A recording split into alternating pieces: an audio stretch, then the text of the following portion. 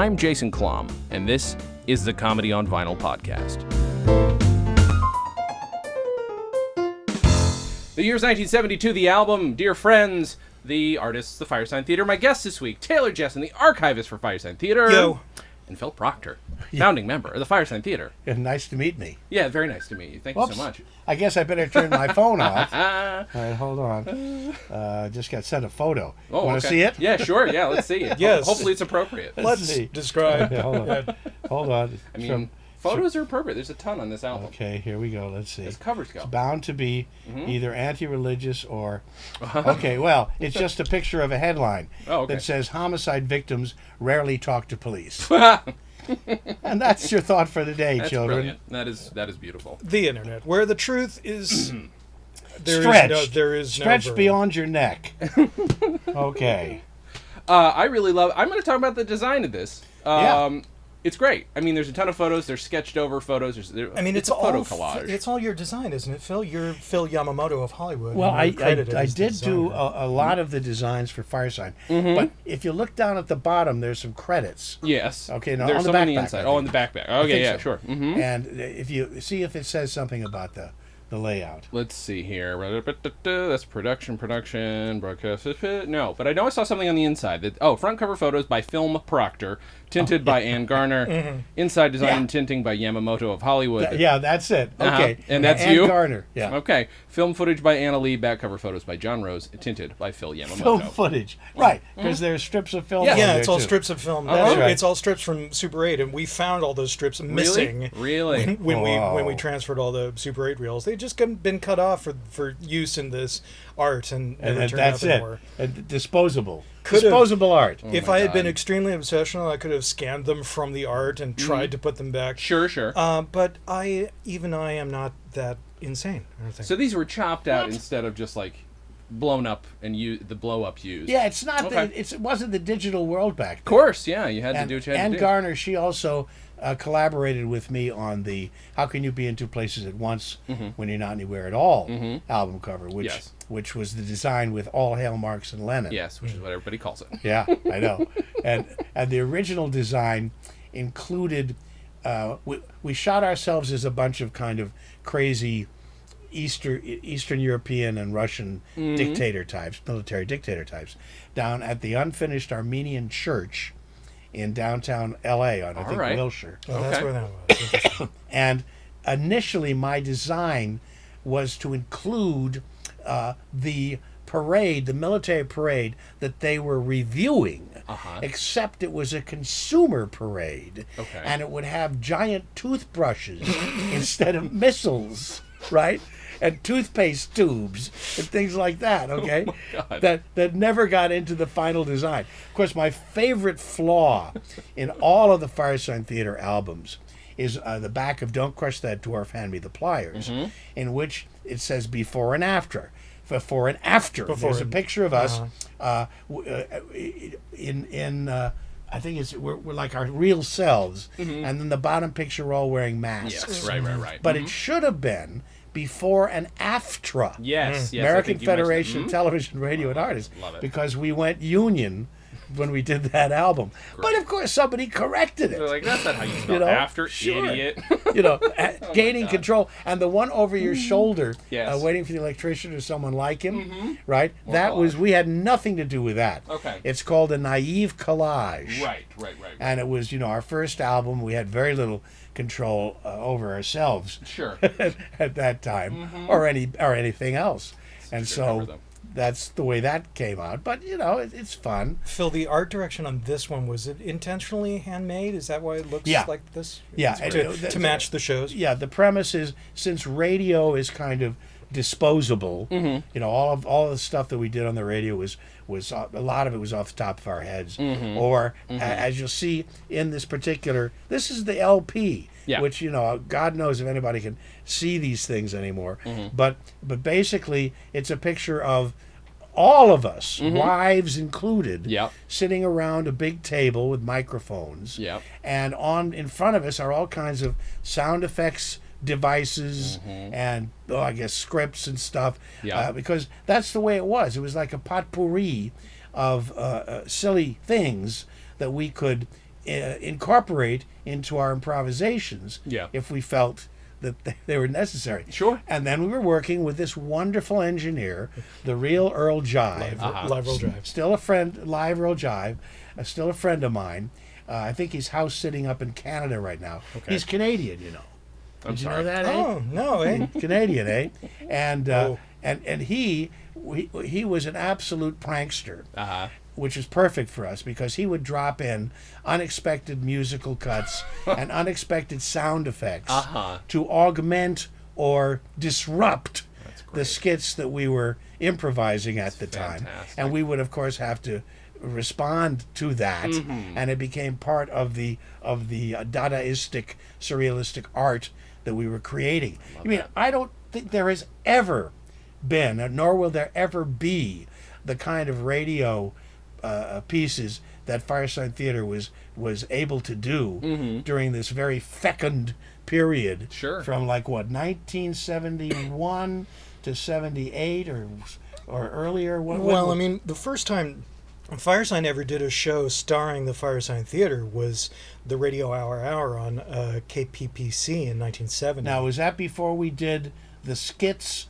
on Radio Free Oz, the goon-like skits? that stuff on Radio Free Oz, where you were there as the Oz Firesign Theater, Yeah. but this was the first time Firesign was expected to carry the entire Gotcha. show. Okay. What year was it?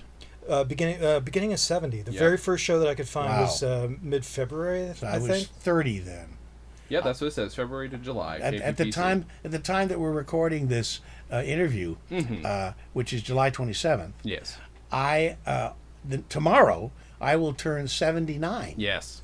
or 78, which is the record speed. I can't remember exactly. Or 16, I know I was once which is I was what- once what you'd 33 get and when a you add third. those two That's numbers. the only thing that's important. Yeah. I was once 45 too. The whole world is spinning. But anyway, I'll be 79, and to celebrate, I'm going down to Laguna Beach with my darling wife, Melinda Peterson, and we're going to the Pageant of the Masters. Okay. Where we have, once again this year, supplied voices to the tableau, the living tableau, with an X, tableau with an X, like Latinx. Sure, sure. Or Kleenex. for Sure, that of matter, course. Which is Kleenex that people of any ethnicity can blow their noses on. It's so right. Okay. Yeah. So and we made comments this year on Marcel Duchamp's Nude Descending a Staircase. Uh-huh. And if anybody is arcane enough or artistically inclined enough to remember, a very abstract Yeah. image of a nude descending the staircase, very kinetic, and we made comments like, "Where's the nude? Do you see a nude?" Or, I wonder what he was drinking when he did that. Things like, so the Pageant of the Masters takes place every year in a great open amphitheater in the evening with a live orchestra, a narration by Richard Doyle, and an all volunteer cast of men and women and children and dogs, and maybe cats occasionally. Although cats are very hard, they don't volunteer to do anything, that's fair. so That's fair. they have to be drugged or the cat nipped up or something. But anyway, and there is usually a theme written by Dan Dooling, our friend who got us into this thing. And Dan, the theme this year is, I don't know, but let's say it's abstraction. Yeah, Okay, yeah. so every year the volunteers will create a living tableau of a picture that fits into the theme, great. and it's astounding. That sounds wonderful. It's the costumes, the makeup, the set pieces. It is absolutely astounding what they create. Pure magic. That's wonderful. And it extends often beyond this big stage that they have into other parts of the amphitheater. For instance, if they're showing like nude statues, which is the only reason I go to these. Of course, things, naturally. right? They may show up in a spotlight over in the side with kind of like the woods behind them, right? Okay. And and at one point, a couple of years ago, they actually had a flying saucer rise above the forest That's wonderful. and move across. So it's quite a spectacular thing. Pageant of the Masters every summer at Laguna Beach. I highly recommend it. How old were you when you were doing this stuff? How was so 5, 1970? 6. Oh, you're talking about this? Yes. 30. 30. Okay, so you're Yeah. 30 when I you're was doing born this. in 1940. Right, that's right. Okay. And this is so because my number one thing was I made sure to listen to this today because I wanted it to be fresh.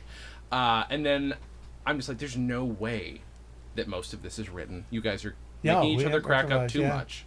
Yeah. I love listening to you make one another laugh. Yes. Well, that was one of the benefits of working with the Firesign Theater. Mm-hmm. When you're working with a group of people, it's not just you and even a partner. I mean, getting Bergman to break up when we were working as Proctor and Bergman was also a great achievement. I bet. But you got a much better chance if there are 3 other guys you're working with, and they're also trying to break you up. Mm-hmm. So it creates a very zany atmosphere, and nobody can dispute that it's live. Right. You know what I mean? Mm-hmm. So I'm glad that you appreciate that aspect of it. Listening to Peter's ability to steer so well, like he really seems to steer a lot of these. Well, he's the twisted straight man of the group. Uh-huh. Always was. Yeah. He had this uncanny ability to assume the characteristics. He's like Zelig. Woody Allen's movie, Zelig, where he assumed the characters physically of the people that he was talking with. Sure. If he was talking to a group of rabbis, he'd become a rabbi. I highly recommend the movie, even though it's in black and white. But Bergman could do that on the radio. If he was talking about, he did it in a slightly different way.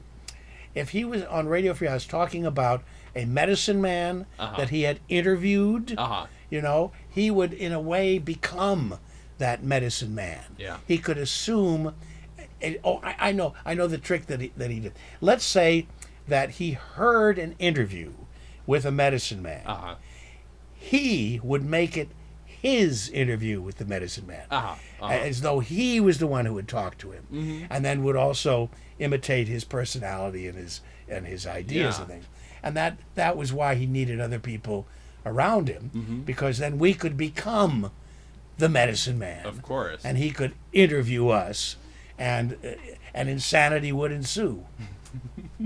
Do you, in terms of putting this together, was it everybody's input as to which? Because these are from the radio show. So who did the running order? Well, that's a good question. Usually, Mr. Austin was the showrunner. Okay, the line producer, and yet, if I remember correctly, and I probably don't, we made initial choices and then previewed them in terms of what would follow this most logically and all of that. I know that eventually, later on, David and I gathered together as much of the radio material as we could, edited together, took out all the music drops, which are not in this record either, and except for the ones that are, big clips that are. But anyway, really. Okay. Oh my God, Phil! There's a 2-minute sample of Alex North's soundtrack to Spartacus on this. And nobody ever came after you for this. It was just it was not the right era. Nobody cared. No, it's true. Nobody cares. That's really funny. Nobody cared. Nobody cares. But when we syndicated it, David and I had to take out any of those things, because we were sending it all over the country, and people would have different qualifications and standards. Sure. And we put out a 12 double-sided LP set of many, many, many, many shows. Wow. Sometimes there would be one show edited into 2 parts. Yeah. But most of the time, it was excerpts from the show. Now, I assume that this is some of the material, although that 12 LP set, you've got one? Have we got one that's in Washington now?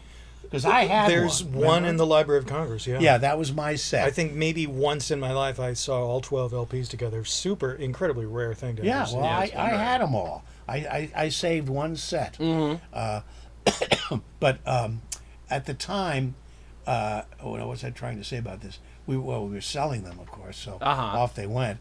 The 12 LP sets.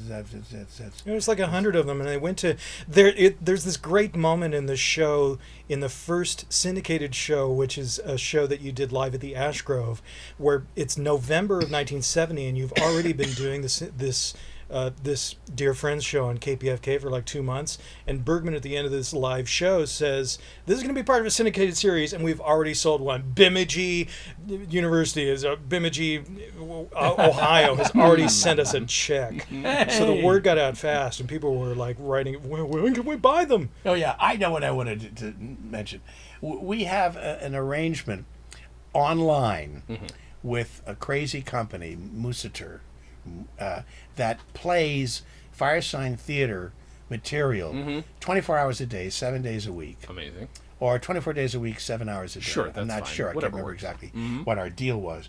But I'm sure that they heavily delve into, have used most, and Bill McIntyre, who is the producer of this album, of this show, and this album, he is the one who kind of oversaw the creation of that radio entity. Okay. So that's like the closest that we have to a Firesign Theater podcast, because we were pod people to begin with. That's a secret not that well known to the earth. You have to be in the inn. But we met in a truck in our separate pods.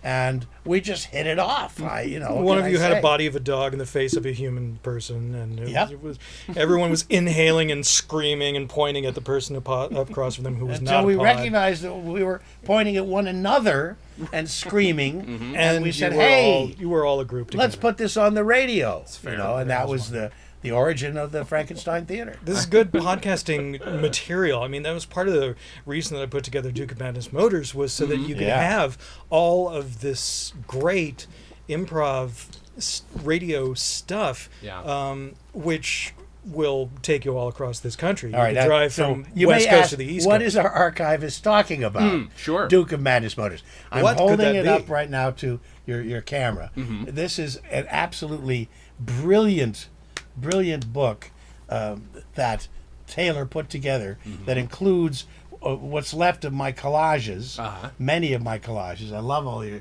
selections of those, and a history from like each one of us as to what it was like to do radio shows for how many years do we do it? 8 years, 7 years, something like that? 2?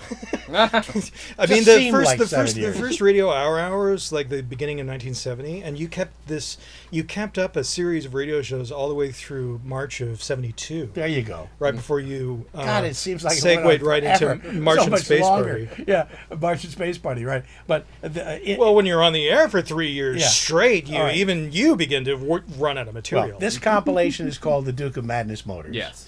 And it has a great picture of the four of us selling our LPs in the parking lot across from Columbia Records, which was actually a television commercial that we shot for our records. Bergman is in that wonderful clown suit, and and Dave Osman is wearing the W.C. Fields, tall W.C. Fields hat. That's right. Which actually belonged in a movie called The Big Broadcast of 1938, and it was worn by Jimmy Durante. Wow. Fantastic. Okay? It was later stolen and sold for $30,000 in auction as W.C. Fields' hat. Holy shit. Yeah. I saw it in Variety. I saw an ad God. for this. And I could tell it was ours because I had cut the top off of it and put Velcro on it, and we would put springs and confetti and wait, so sparklers that later became the "You've Broken the President" hat? that was the "You've Broken the President" hat. And some poor sucker. When we toured with it, when Austin, who was the president, he would reach up to his hat and he would then undo the Velcro. And sure. Bam! Oh, everything would fly out of the top. Okay, everybody buy the That's so DVD good. because you That's will so see good. on the Susskind show, right before they go to commercial hat? at one point, Phil makes the hat explode. Oh, great. Great.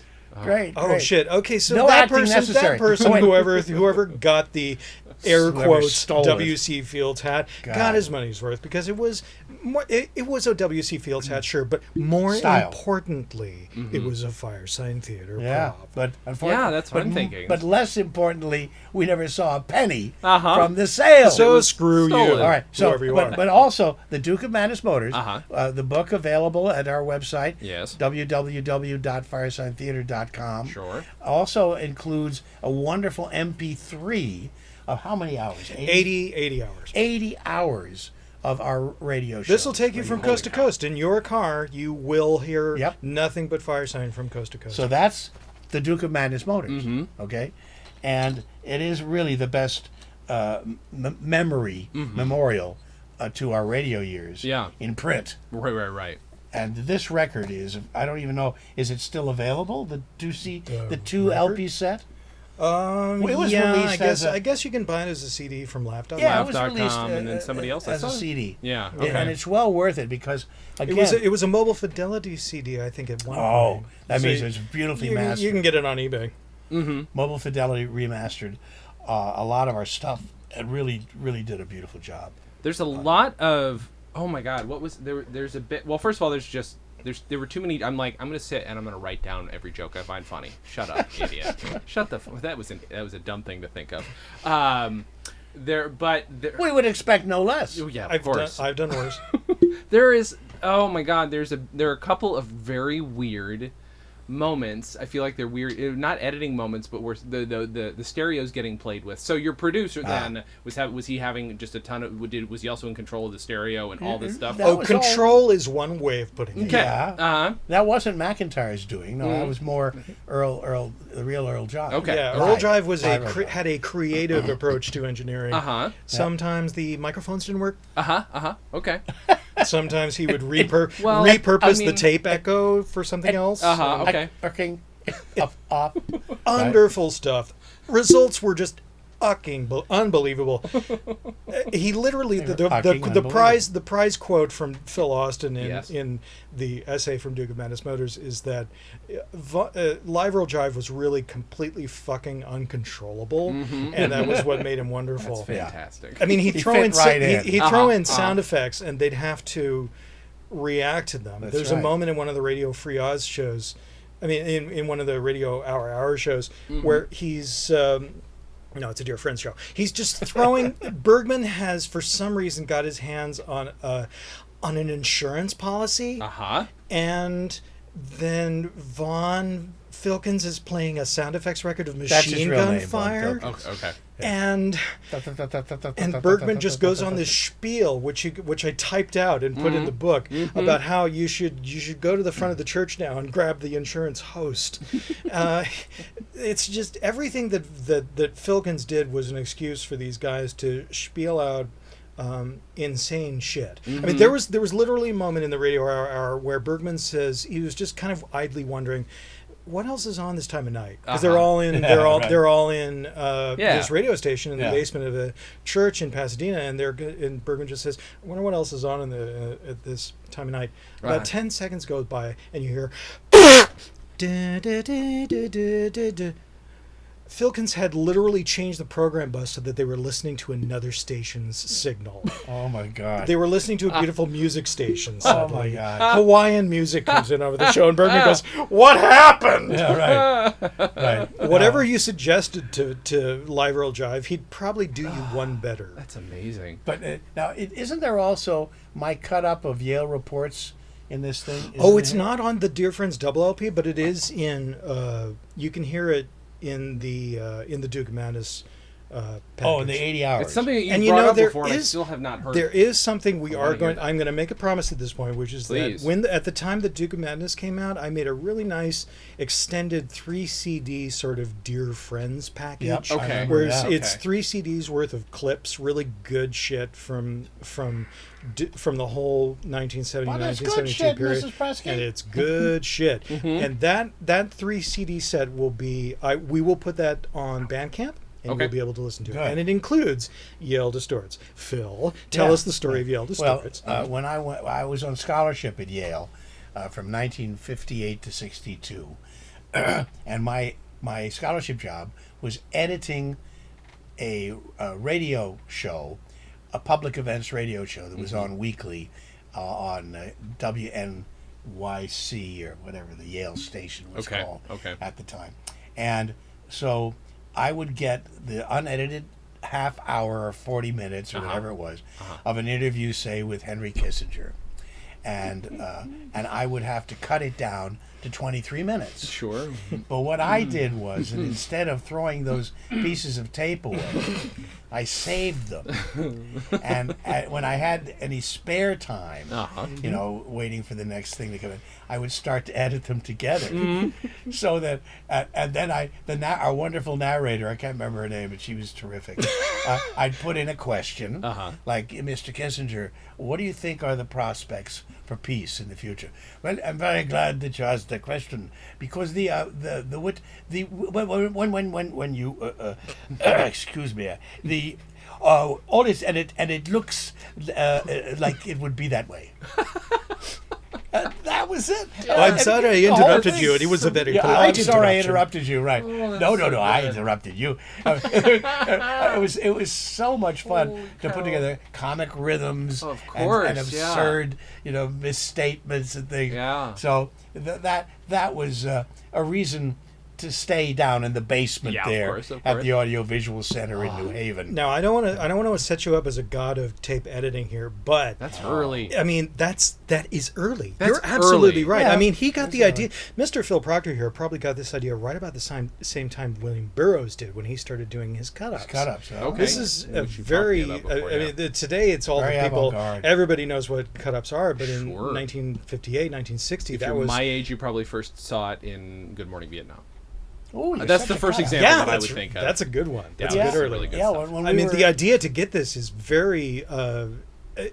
Burroughs did it for quasi-humorous reasons, but also Sure. just to fuck with reality, Right. and make the future talk to the well, present. even but before I was at Yale, when I was a kid growing up in New York, my dad was an entrepreneur, among other things, and he would bring inventions into the house, Okay. new products, Okay. because he was helping to raise money to promote. It was like the Shark Tank. Yeah, right? sure. And he brought in Polaroid camera, and he brought in soy products, Okay. and he brought in the first transistor Holy cow. to show me, which My was going God. to replace vacuum tubes. Sure. And he brought in and tape recorders. Uh-huh. He would somehow get his Oh my hands on God. early tape recorders. Holy the cow. first recording instrument that we had was a wire Yeah, recorder. of course. Yeah. From whence the barbed wire recorder of the Exactly. Old Of West. course. Followed by beamed back into the Old West. followed by a vinyl. Whoa, it's over. An actual vinyl recorder that recorded little discs. Oh, yes. And I a almost copy bought of- one of those I have at a an copy estate of sale. myself singing Oh. when I was like, 7 years old or something like that on that. Have And- you heard this, Taylor? I've not heard No, this. I hadn't heard This needs to be transferred. Yes. It's somewhere. Okay. Needs to happen. And Yes. later, a tape recorder with a built-in radio, reel to reel. Yeah. This is how and- you captured all the Bob and Ray. So my I love mom it. and I were great fans of Bob and Yep, Ray. yep. They had an early morning radio show on WOR or something like that. Sure. And I would go off to school to rehearse in the Alan Stevenson School Orchestra by like 7 in the morning or something. And so my mom would record the last hour or so of the Bob and Ray show. And then I would listen to it when I did my homework. Yeah. When I got home. Sure. And I would, if something was particularly funny, if they broke one another up, if there was some horrible funny mistake that happened, and particularly if they broke up the newsman, Peter Roberts, because they did on a regular basis make him laugh. That's amazing. Because Okay, his okay. laugh was, ha ha ha ha ha, ho ho, ho ho, and he'd go on for minutes like crap. that. So what they do is that after he'd done his straight newscast, all live, mind you, Yeah. they would do things like they'd crawl on their hands and knees under the table in his part of the studio and tie his shoelaces together. my God. Or set fire to his script. Ah, And that would break him up. Oh, you're so bad. You go, this is oh, why. so I saved all these That's things. so good. Oh, I'd using scissors. Yeah, yeah. Why we didn't lose it with magnetism, I don't know. Right. Scissors and Scotch tape. Yep. Because Sure. I didn't know anything about editing. You didn't know better. Sure. What are But you gonna do? I saved it on a Wow. reel, and that reel ended up on Larry Josephson's prime collection of the best of Bob and Ray. Oh my God. Okay, because I told Because him you about saved it. it. Oh, it's Jesus. it was released as cassettes, I think, originally. Yeah, But you saved it. Jesus. Oh, yeah, his I a still lot have of his the primary original. That's material. amazing. I have the original. Well done, I have Phil a Proctor. whole rack of reel-to-reel tapes. I'm sure they all need to be baked. Sure. Like me, you know. Like you were when you like made we all all of I'm these. sure they'd all fall apart. I used to record classical music. I have like all of Beethoven's symphonies that he wrote when he was like, 7 years old. You know, Sure. I have harmonica concertos. I have the strangest collection because I used to record it off of the classical music station, Sure. so I could listen to it later. Do you have Mozart's banjo Yeah. years? So I was working in it was a banjolo. It was actually a ukulele. Banjolele. That makes Banjole. sense. Banjole. Okay, sure. Banjole it was. So I was working in the tape medium and using radio. I also did another thing. I was a great fan of Ernie Kovacs, Of course. obviously. Genius. Bob and Ray Ernie Kovacs. This is all before Stan Freberg hit the airwaves. Of course, I was a rabid fan of his work too. But the pioneers, the trailblazers, for me and for many young comedians at that time, were Bob and Ray and Ernie Kovacs. Yeah.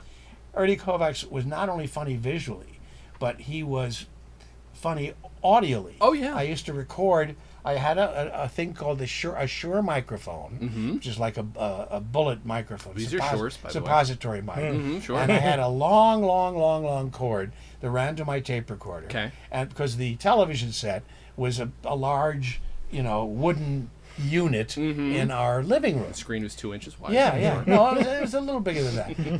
But I would put the microphone in front of the speaker, record off of the live It's a television. classic thing. I did that. And then what I would do was, I had I recorded a few commercials too, and I heard this one which was knock knock for Knickerbocker, and then they go knock knock knock knock knock. Okay. Knock knock for Knickerbocker beer.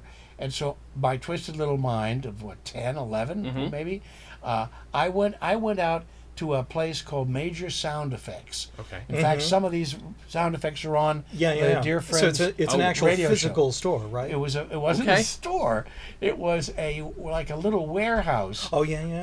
Of sound effects records on 78 Love it. RPMs. Oh my God. Okay. And then I think later 33 1/3 in an office building in downtown New York, and the guy named, I think, Thomas Valentino was the owner of this place. Okay.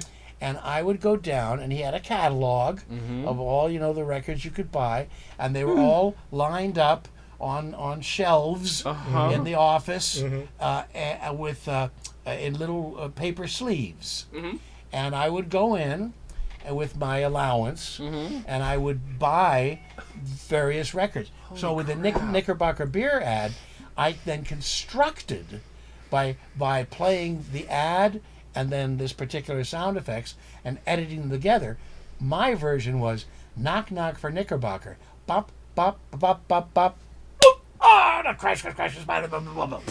I cut in a guy knocking another guy out and falling over furniture and stuff. God, that's so so I good. was already playing with comedy rhythms, but inspired by some of these great surrealists. Yeah. Like Ernie Kovacs. Of course. I memorized. He had the all-night record spinner, the German record spinner. Do you remember anything about it? I don't know that one. Yeah, Wolfgang Klapp or something. Uh-huh. And I memorized. Oh, and then Edie Adams. Edie Adams and the Eddie Hatrack Trio, which was a musical group, would sing some of the songs that Der All-Night Record Spinner was promoting. Yeah, okay. And to this day, I can remember. Wie viel ist das Hund in das Fenster? Die ein mit dem wahrlichen Scheiß. Wie viel ist das Hund in das Fenster? Ich möchte mir haben Sie mir gern. That was how I spent my afternoons. I mean, Holy crap. talk about brain damage. But it really best was. kind. It all came out of my musical instincts, because I was born with this crazy ability to hear and repeat music. Sure. Even as a baby, I could do this. Wow. And this, by the way, is all in my book, profusely Please, yes. illustrated. Where is my fortune cookie? Yes, of course. Available. Should be read. In all fine non-stores everywhere, like Amazon. Yes, okay? sure.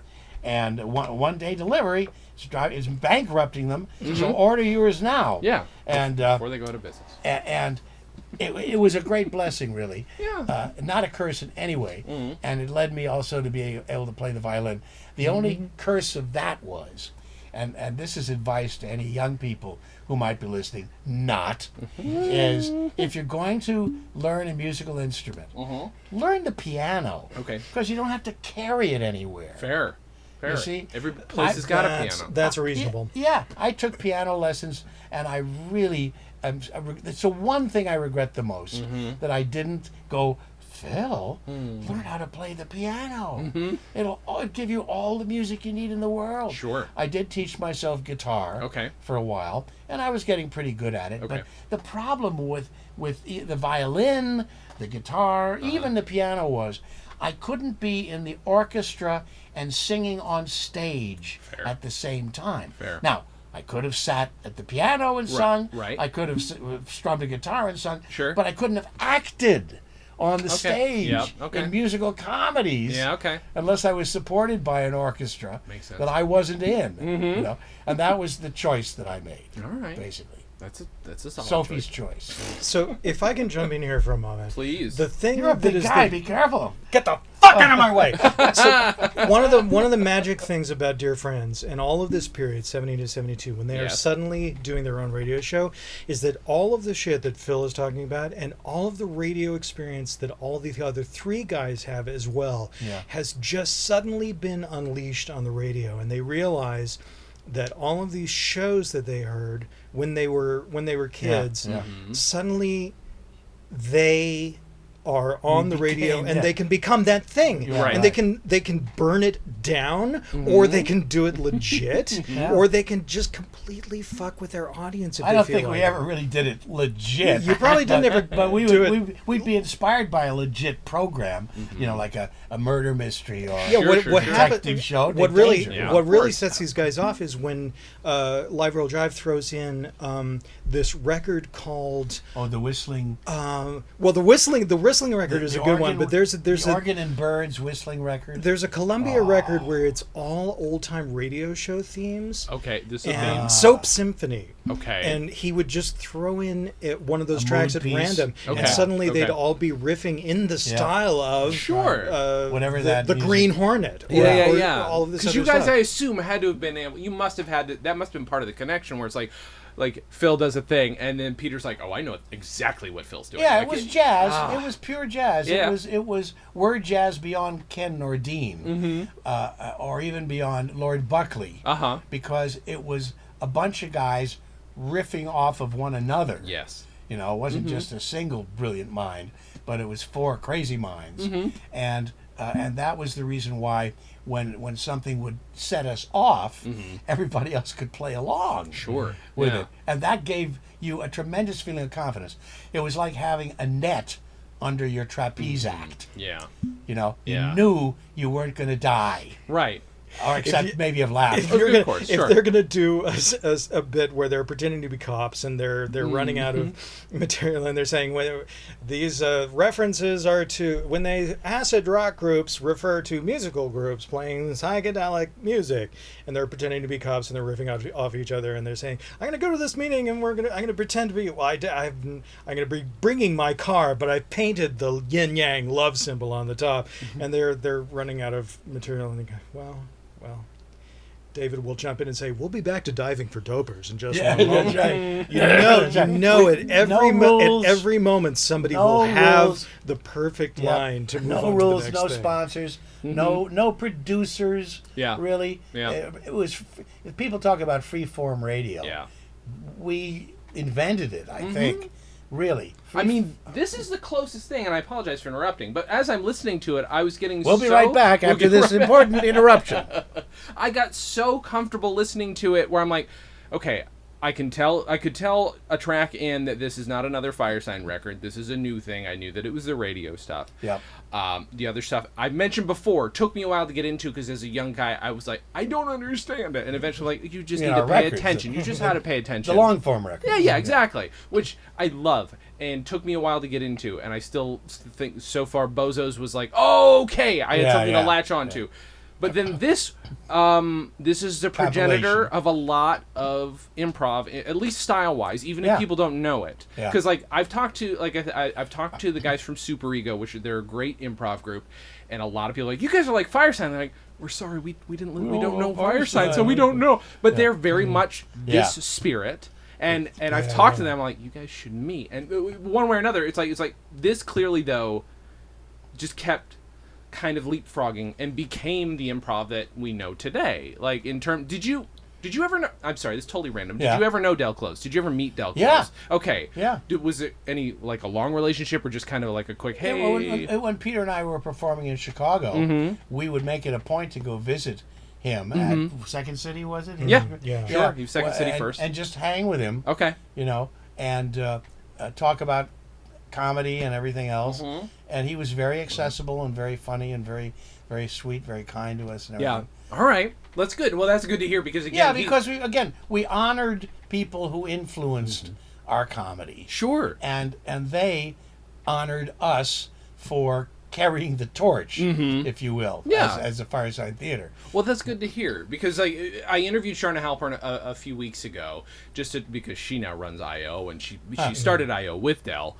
You're not allowed to call it Improv Olympic; they get in trouble. But why? Because the Olympic Committee will sue you if you use the word Olympic. Well, that's the reason why we're not called the Oz Firesign Theater. Because of Oz. Because Disney, the rat sued us. Oh my God. They basically put a cease and desist order on our use of Oz because they were coming out with this movie, Return to Oz. Sure. Yeah. And we could have said, but we're Australians. Oz is our country. You can't do that to it. But how long can you keep that up? How can you keep that accent? It's hard going? enough for people to wrap their poor little minds, puny little minds around Firesign Theater. You're the Fireside what? 100%. So to think we would be the Oz Firesign Theater, their heads would explode. True. So it was a good thing. Yeah. We made lemonade out of lemons, or lemons out of lemonade in our case, actually. But I think more than just following the rules of good improv, these are guys who are following the rules, the unwritten, the golden rule of radio, which is that whatever reality the person across from you is creating on the radio, you have to observe it. And there was a moment that was brought to my attention even more than it is on the album. You can hear this bit where it's a Bergman Austin thing, and it's an improv, and he's just trying to. Austin says, it's like driving. I can't remember which one it is, but Austin at one point is saying, I was that guy, but it was brick breaking. I was that guy. Brick breaking. Brick breaking. You're gonna let me in? Yeah, sure. And there's a door slam from a fake door that they brought as a sound effect. Door. Of course. And then Austin moves up to the microphone and says, "We only get to use that door once or twice per show. We have to get it on." What's happening at that point, which I didn't know until I saw the home movies that were shot at that point. Oh my God. Austin is leaning back in his chair, shouting his words into the microphone, and he moves forward to his microphone, and then he checks himself and moves back and laughs at Bergman and says, "Let me in, open the door!" I see. At that moment, he is saying, "Mr. Bergman, I am fucking with you in a special radio way, and there's nothing you can do." Oh, I love that stuff. Like, I do love so much the catching one another by surprise and, like, there's no rule in improv that says you can't surprise somebody, that you can't give them something to play with, and there's a ton of that on this. That's what makes it the funniest improv. Yeah, really, when somebody pulls something out of their ass that's totally unexpected. That's why I love Paul Wilson's improv work so much, and Larry Hankin, who I'm told was the genius of improv up in San Francisco. Okay, because he would come out of left field in something that was a common kind of skit, and he would come absolutely out of left field and divert the whole thing into a whole surrealistic place that everybody had to go. Yeah. You know, Yeah. you know, and so I don't even have my passport, but I have to now, you know, speak Armenian. Right. Now that little door that Taylor is mentioning, the little gray sound effects door, was one of the many sound effects that we found in the basement of Columbia Broadcasting when we were doing our first records there. Oh yeah. Okay. Okay, and I think it was during a lunch break. I went down into the lower depths of the place, and they were going to throw all these old radio sound effects out. That makes me so sad. And we went, whoa, wait a minute. Yeah. Now that little door ended up being in the possession of Stan Freberg. And he used it in some of his records through Fred Jones. You know what I think? Our engineer. I remember Producer. when Stan Freberg passed away a couple years ago. It was a couple years ago now. Yeah. At some point, they were auctioning off a lot of his stuff, which I that's desperately right. wanted. But I feel like there were one or two sound effects things, and I'm like, I want that because that is now thrice history. That is whatever. What was Columbia Radio? Was Columbia CBS, Columbia, NBC? CBS, the studios. They were okay. They're on Yeah, they were Gower. Yeah. Gower. It was So- called CBS Square. Oh, okay. So it was CBS Radio. Who was on CBS? You would know. Well, who do we got? Bob Hope, I believe, Okay. was there. and, Okay. you know, and they did. We recorded some of Was our Jack first. Benny? I think so. Okay. We recorded some of our first albums in those radio studios. Right. Yeah. I remember you mentioning that. Okay. Classic radio studios. Ah, that's so amazing. You know, with the sponsors booth. And the glass at a 45-degree angle. Sure, yeah. From the my God, I can't imagine. We often had opportunities. For instance, when we did our kind of ill-fated PBS Firesign Theater special, which should have been much better than it was, but they hired the Firesign Theater, so it turned out to be a piece of shit. But anyway, They should have known better. We recorded most of that on Red Skelton's old soundstage. Really? Over at CBS City. Oh my or whatever God. they call it. That's All right? amazing. Yeah. So we really have been in history, recording in historical places that were absolutely fitting for the inspirations that led us to be able to do things like that. You know, a modern extension of some of these comedic ideas. Man. And new inventions, reinvented, repurposed. I'm gonna have to hunt because if Stan Freberg's wife still has that door, I feel like it's the most it's important worth door. checking. It's the most important door in sound effects history, right? I'd have to say yes. Goes to radio, goes to Firesign, and then it goes kind of Yeah. goes back a tick Yeah. to Stan Freberg because Stan Freberg was obviously doing stuff goes before back you guys, half- but half a generation. he kept going because he persisted like a But mother. again, it's like, you know, look, I just saw the David Crosby documentary today. Right. And it's wonderful. I highly recommend it. I also saw Echoes of the Canyon, which is another documentary about the musicians who lived Oh, on Laurel Canyon. Yeah. in Laurel Canyon, and David's part of that. And one of the things I learned, but I'll finish the point here first. Sure. It was a community of artists. When we were doing our records, the record industry was growing around us. Sure. And so we were part of this community, this garden of green, which is money in the eyes of the A&R of people, course. but was fresh ideas, you know, with young sprouts doing it. And we all fed off of one another. We fertilized one another. We were inspired by one another. Why you not know? literally? And we're all Not smoking- just metaphorically. We're all smoking weed. Of course. You know, the vegetable metaphors will go on forever, right? But so the roots of our comedy Jesus was Christ. very much in Go, Phil. Good hand. yeah. In the musical, I'm noting something important here. Yeah. In the growth of the musical work of that particular time. Now, one of the things that I learned, by the way, from David's incredible documentary today was, I used to hang out with David. Somewhat briefly, but we used to go over to his house. Sure. I think it was before he moved into the canyon. And it was me and Brandon DeWilde and Peter Fonda. because Peter and David and I hung out. It's all in my book. Where's my fortune cookie? You want to find out why and why I met Peter Bergman again because of the Sunset Strip riots. Yes, yeah. Sitting on his face. It's in the book. It's in the book. Profusely illustrated. Where's my fortune cookie? Sure. Available at Amazon.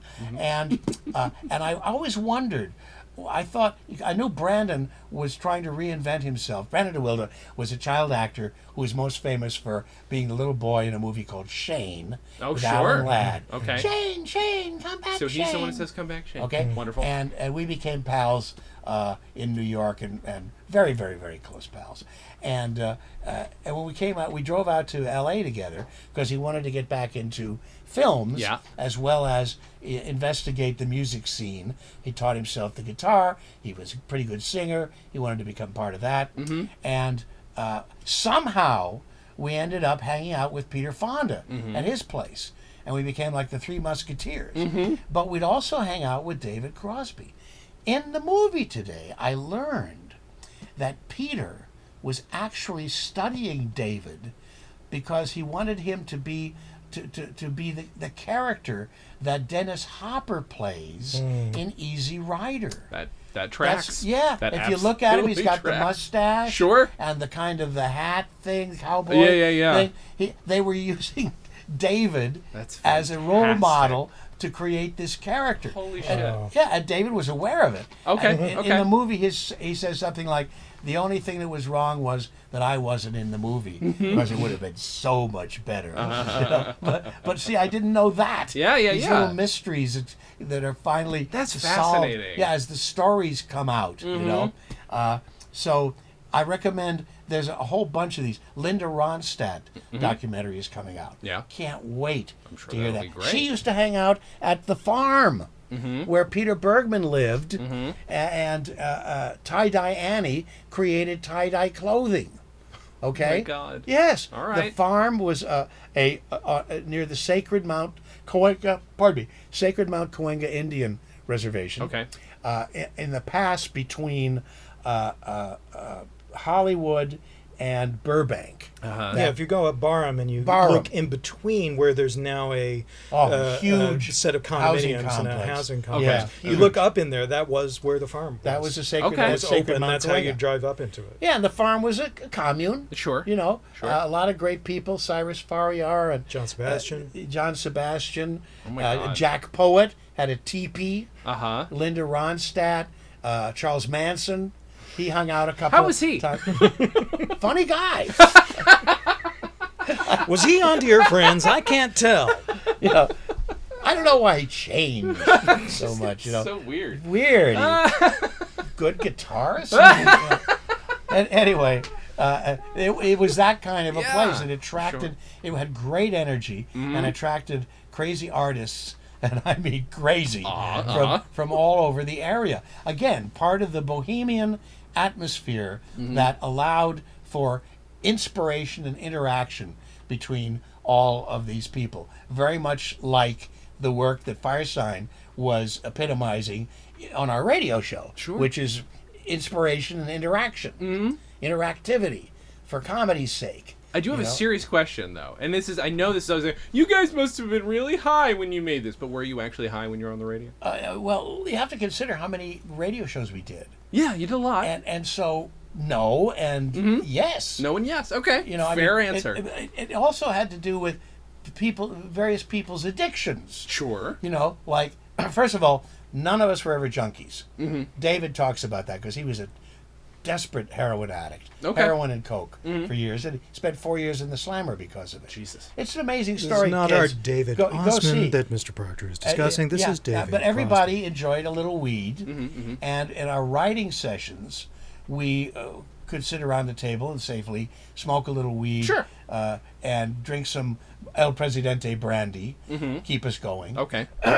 And it was fine, you know. It's weed can be a very inspirational drug because it frees back the back brain and relaxes you in a way that alcohol can't excuse me, can't do as effectively. I think I have to throw up. Yeah, Doesn't do as effectively. There's really just one show where I can tell that there was beer around the table, and the rest of them, it sounds like there was nothing going on in the room, except maybe David was smoking. I mean, just straight cigarettes. David still he's a viper. David loves his weed. Well, you guys sound. Phil did too. You guys have your shit together. That's not what I'm saying at all. It's just more. No, like, we were smoking our shit together. It's just very. I don't know. There's a speed to it, and then there's also this just. Yeah, their timing is. There's superb. this weird It was exchange. also, by the way, it was all pre-Coke. Nobody Sure. was doing Coke. That's good. Because what happens with Coke is that if you're doing any kind of performance or improvisation, you're more isolated. I remember once Peter and I did some kind of a performance. It might have been a charity performance at the Troubadour or the Roxy, something like that. Okay. And because of the nature of the audience, people were giving us lines and things. Sure. When you say that, you say no, that kind of lines, white lines, right? And so we indulged a little bit. And when we went up and did our act, it was like somebody in the audience said, "What did that man say?" Because it was going so fast. I mean, you can't do Firesign material fast. There's no way. No, that doesn't make sense. It's not so much pausing for laughter as pausing for thinking. So we tried to stay clear when we were performing. Sure. So that our timing was intact, our stamina was good, and then we'd have a smoke afterwards. Yeah. One funny story about that, though, terrifying and funny. When Peter and I were on the road, which was about 6 years? Oh, 73 to 77. Okay. Yeah. Okay. Yeah, and we were up. We would go up to Canada regularly and perform in a place called the El Macambo. And this particular time, Peter's from Cleveland, Ohio. Yep. And he was going to visit his folks, Rita and Oscar. Oscar and Rita. Peter, by the way, started on the radio around his breakfast table, because they had a show, Breakfast with the Bergmans. Oh my God. Peter said that he and his sister would come down for breakfast, and there'd be, pancakes and potatoes and a microphone. All right? And that's how he'd start his day. So anyway, Peter was visiting his family, his folks, and that meant that I had to take the prop suitcases, on the plane up to Canada. Okay. From L.A. So I get on the plane, and in these days you can fly first class. It wasn't exorbitantly expensive. Okay. And we were making enough dough that we could do that. Sure, why not? Makes it easier on us. Yeah. So I'm in the first class lounge, getting my champagne, getting ready to take off to Toronto, and I'm thinking back and like, what are we going to do tonight? And at that time we were doing a show called Hello, My Name is Clark Wintergreen, and a very elaborate and very funny show. Okay. And the premise of that was that I was an Australian entrepreneur who had a computer company, and Bergman was an employee, and something went wrong with our company, and we arranged for Bergman's character to get the rap for it. Okay. He became the fall guy, and he gets fired, and his whole world is torn apart. And he exacts a revenge on me during the course of the play by becoming different characters, like Peter Sellers in Lolita, and tormenting me. And at the very end, he ends up working for a Roto-Rooter type company. So at the end, he invents a Roto-Rooter bong. I don't remember how it all worked, but basically it was a root, compute was one of the lines. But it ended with us smoking from this bizarre bong, and I'm sitting there thinking about all this because we're going to do this show. And I thought, and the last time we did it after the show, we smoked some hash in it. Some fan brought back some hash. And we smoked some hash in it, and it's in the suitcase. So I have another glass of champagne. So we get off at customs. There's two suitcases. One is red and one is blue. Oh God. The red one One's has an upper, the one's a downer. the bong in it. Oh God. And so I get a Canadian in a New Delhi Canadian as my customs inspector. Okay. And he looks at the 2 suitcases and he says, "Open that one, please." And it's the red one. Now, Sure. this is it. Sure. We're gonna get busted. You're dead. Or we're finished. I unzipped it, kind of laughing. Flipped it open, and he looks into this suitcase, which has like a rubber chicken in it, and all this crap, all of these crazy costumes and everything. And he looks, he kind of, did a double take. I said, I'm sorry, we're performers, and these are props and costumes for our show. He goes, oh. So he fumbles around in there, and instead of picking up the bong, he picks up a spoon with a plastic dog turd on it, which was a big gag about when we were on the road once. Peter and I went into a restaurant, and the waiter said, "Do you want mushroom soup or chicken soup?" And Peter said, "I'll have the mushroom." And I said, "I'll have the chicken." He said, "Well, it doesn't matter. It's all one soup now." So we remember that line. And Peter goes into this. He's escaping to Mexico. San Cleber. Oh, the owner, my character, Australian owner, finally gets tabbed for this horrible thing that happened. Yeah. Computer failure. So he's escaped to Mexico. Bergman shows up as a Mexican waiter. And he says, "Would you like the chicken or the turd soup, sir?" And I go, "Well, I have the chicken." And so he brings out the soup, and I reach in and I pull it up, and there's this dog turd on my spoon. And I said, "There's a dog turd on my spoon." He says, "It's all one soup now, sir." All right, so this guy, this Indian guy, looks at this. He smells it. He takes it and he kind of lifts it off the spoon, and it's stuck on with duct tape. Sure. All right. He says, "What is this?" I said, "It's a plastic dog turd on a spoon." He says, "You can go." Oh my! Saved by a dog shit. Wow. Oh, yeah. Nobody's had adventures like we've had on the road. Holy cow. Nobody. Holy cow. Holy shit. Yeah, you're right. Not to throw everything off, but No, Phil, please. you were at a club in in Woodstock at one point with Bergman, Yeah. and the ceiling caved in, didn't it? Oh gosh, I don't remember that. God know damn we it! I brought- thought he was going to spiel out a great long story about how the ceiling No, fell. I know Okay, we so brought the house. I've got that on We tape. brought the house down. Sure. On various occasions. Sure. Did I talk about it on tape? It happens on tape. Somebody taped the show, and You snow you have caves talked in to the me roof. about this. Yeah, the snow. Really? Never mind. We'll get Man, to We'll get to that in a You later have to podcast. play that for me because I need a thumb drive. I feel like at some point we're gonna have to go back where Taylor knows a story that you will remember if you hear it, and then we'll just Taylor go back. is my thumb drive. Of course, that's Exactly. fair. He and my wife. Where did I put my glasses, honey? They're on top of your head. Oh, thanks. Okay, so Phil, it's 1971, and you've just put out Bozos. How hot was Columbia for you to immediately put out something new? After Bozos? Yeah. We had a 4-record contract, I think. Let's see. We had a contract with them.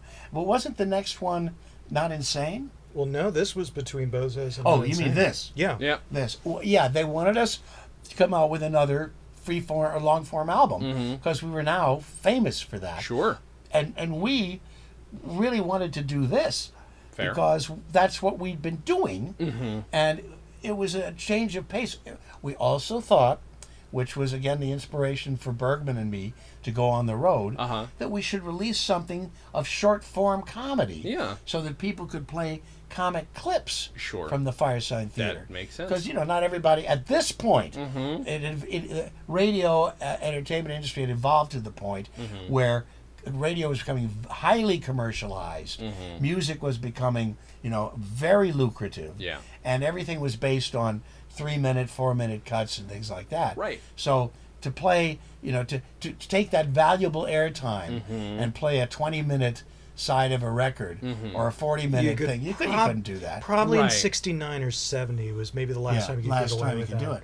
After that, it's just college radio stations. That's It's right. crazy to start that avant-garde though and be like, hey, here's a bunch of record of clips of like But, stuff you that know, we do. they went with that. That That's was great. okay. Yeah. That was okay. And it was we ran into a problem with the next record, which became this mishmash called Which Not we- Insane. We'll get to. Uh-huh. Oh boy. Yeah. Because Looking forward to it. Phil Austin and his wife were getting divorced. Oh, okay. Okay. And Peter, I don't remember what. Everybody was in some form of. Oh yeah, Peter Bergman's girlfriend had killed herself. Oof. Okay. Well, who wouldn't?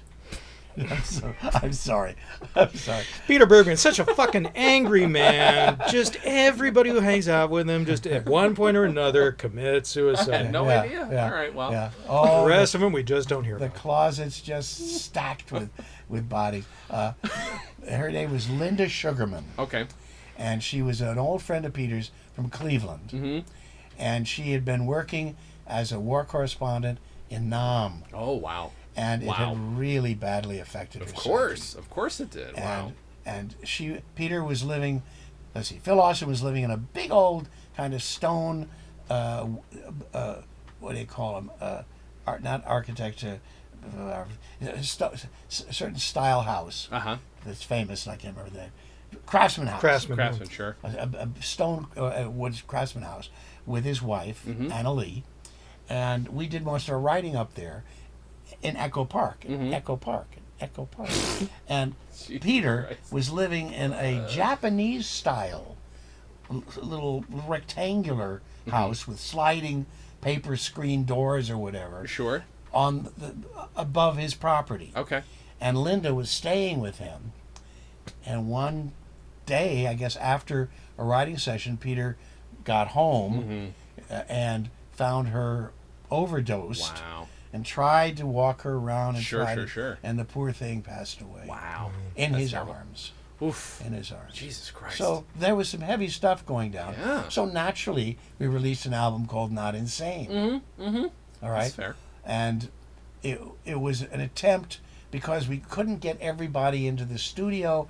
We couldn't sit around and write a record coherently because of all of the sad things that were happening. Yeah. So we tried to make a cut up using pre-recorded material and all Okay. that. Some of it is pretty good, but it, Oh it yeah, in lacks Pieces, structure. Not Insane has some really amazing shit in it. It Okay. just lacks the structure that people were used to in All our right. work. That's fair. So it was disappointment to the fans, I think. I'm looking forward to listening to it. Like I said, I'm listening to these as we talk about them because I want them to be fresher. Yeah. I'd rather not have an opinion going in, but at least it's good to have that information. It's ahead better of to time. feel fresher than under pressure. That's exactly right. Thank you. If I may, some of the stuff Yes. on the Dear Friends double LP is actually like they must have got some of these recordings from fans because there's one thing in there that is actually recycled, not from the Dear Friends show, which was a show between 1970 and 1971, but from Radio Hour, which was in like spring and summer of 1970 at a different station. The Chinchilla Show was on a tape Yeah. that fantastic. somebody must have saved because that's from the old Radio Hour. I'm so glad too, because that was That's like the acid test for humor. If you don't fucking laugh at that, something's Come wrong on. with your brain. Come on. that piece, which I wrote and which Phil augmented brilliantly, was an example of us bringing in some writing and throwing it at the other guys Yeah. and letting them improvise off of it, but working off of scripted material. Yeah. David did that very often. That's where I think Mark Time had his first incarnation. Yeah, Okay. yeah. Okay. Yeah. And it was always a welcome aspect to the show. Phil Austin's TV Glide. Yeah, I was gonna ask because there's some bits that feel like there's stuff we're absolutely going written. off of, but we're It took me a long time to all figure written. out that those TV Glide things were written, and that Yeah. Phil had brought them in, and he was literally, I think he was handing them Yes, he to was. these guys, and they were all reading them for the That's first what time. I thought. Yeah, Okay, we- that's what we- it That's Yeah. why sounded like. Bergman breaks up so much. Yeah, He yeah. goes out and he laughs and he says, "Oh, it's because I saw it. I saw it." That's right. That's why when we were touring before we lost Phil, he's on the road somewhere. We don't know. Just lost him. We were doing his school cafeteria luncheons bit, which was a written, scripted piece. Yeah. And very funny when Yeah. delivered as a straight monologue. But we broke it up for performance purposes. And it was screamingly funny. Yeah. Yeah. Because the material was so strong. Yeah. You know, and that's the egolessness of the group at its best was the acceptance of funny. Yeah. You just surrendered to the funny. Of course. There was no like, well, Paul wrote that one. You know, John, what do you think? Well, I'm not going to sing it. You know, You literally do that at one point when Osmond comes in with a break and somebody's handed him something or he's written it. The next 5 minutes of the Firesign Theater's avant-garde religious radio happening, dear friends, is brought to you by the makers of Louis Wipeout Pumice Hamburgers. Yeah, that's right. And Austin is just Pumice. on the He floor. went. He and just went. He literally says, "Who wrote that?" Yeah, who wrote that? So good. I do like those little drops where like so much of the reality is left in. Again, it's one of those things where now you do hear this on podcasts, but you only hear it now. Well, you know, hear listen, it on the radio. In the early days, which I know, television was live. Yeah. All of it was live. Sure. And they would do like 15-minute programs. I remember the first show I ever did. What do you think? What was the first? Uncle Danny Reads the Funnies. Uncle Danny Reads WPIX TV in New Okay. York. When you went down to WPIX TV, you would walk. The studios were like little radio studios down a long corridor. It was like what I used to imagine was going on inside my radio when I was listening to it. Little rooms with people doing shows in them, right? Sure. So I'm walking down this hallway, and you can look through the glass, and there's, you know, two cameramen, and somebody is doing a show with a piano and a singer. Love it. And the next studio, they're rehearsing the next show, which is going to go on in 5 minutes. Yeah. And then down at the end is Pat Michael's Magic Cottage, where they're bringing all the kids in to do her show in 15, 20 minutes. Yeah. Okay? And then I'd go into my little studio and work with a show that actually a lot of young actors, what's his name? I can't remember. It'll come to me in a minute. Did improvisation. Okay. We would improvise to the comic strips in the Daily News. Wow. Okay. And it was a girl and me, and then it was really fun. But the point was, it was all live. And Bob and Ray had a 15-minute live show for a while on NBC. Do you anybody remember it all? No. I think there are kinescopes of it. I was wondering. But they used to break one another up. Sure. All the time. And I remember Ernie Kovacs was a classic example of that. He used to do a fake newsreel thing. And one of them was a Swiss village that was wiped out by an avalanche. So there's the cameras on this little miniature village. And all of a sudden, all this white stuff comes down and inundates the village. And then after that skit was over, they cut to the stagehands eating the ice cream off of the miniature set. Jesus Christ. You see, and it was like, but the Bob and Ray show, if something funny happened, the camera would shake because the camera operator was laughing. God, I love it. I mean, that was live, you know, So It was good. funny and live. Yeah. And that's really why Firesign invited an audience in to its shows. Yeah. And, you know, we didn't have a studio. It was sitting in a little studio with our fans and friends sitting on the floor around us. Yeah. But it added, we didn't do this every show. Sure. But I think it was the hour we did it. Oh, and especially on Let's Eat. After Let's Eat. Okay. Yeah, and it added the element of funny, you know, to it because we had people reacting Sure. to what we were doing, and that fed the funny as well. Those Encouraged rules, us. those rules now really have lived on most actively in podcasting. Yeah. There's a show Yeah. that Phil, I really wish you could go on at some point, which is James Adomian's new show called The Underculture, and the rules are the same as most improv, which is that you're gonna play this character, I'm gonna play this character. We'll do our research, we'll come in, we'll do the thing, we'll say things that are in character for those people, but if it fucking makes us die laughing on the spot, it stays in. Yeah. Even Sure. if we break the rest of the I rules. love Well, that. I just did another one of Lisa Orkin's shows called Woo Woo. And what she does is that she'll say, pick a historical character, dead or alive, and come in and I'll interview you. All right. And the first one I like did that. was Tiny Dr. Tim, Tim Leary. And I did the same thing. I did my research. Yeah. I'd met Tim. Uh-huh. You know, I knew a lot about his history. And I went in and I was Tim Leary and talked about the consciousness that we embodied, Firesign Theater, that was part and parcel inspired by him Sure. and inspiring him at the time.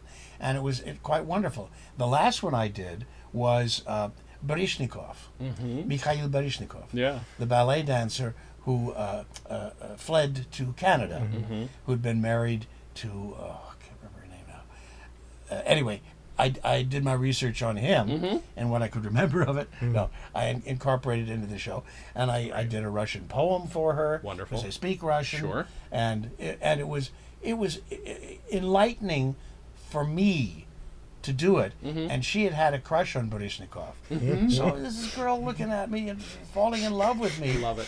Falling in love with Mikhail, with Misha, which I'm bringing to life. And of course, she's still alive. Sure. So that's another variation on the theme.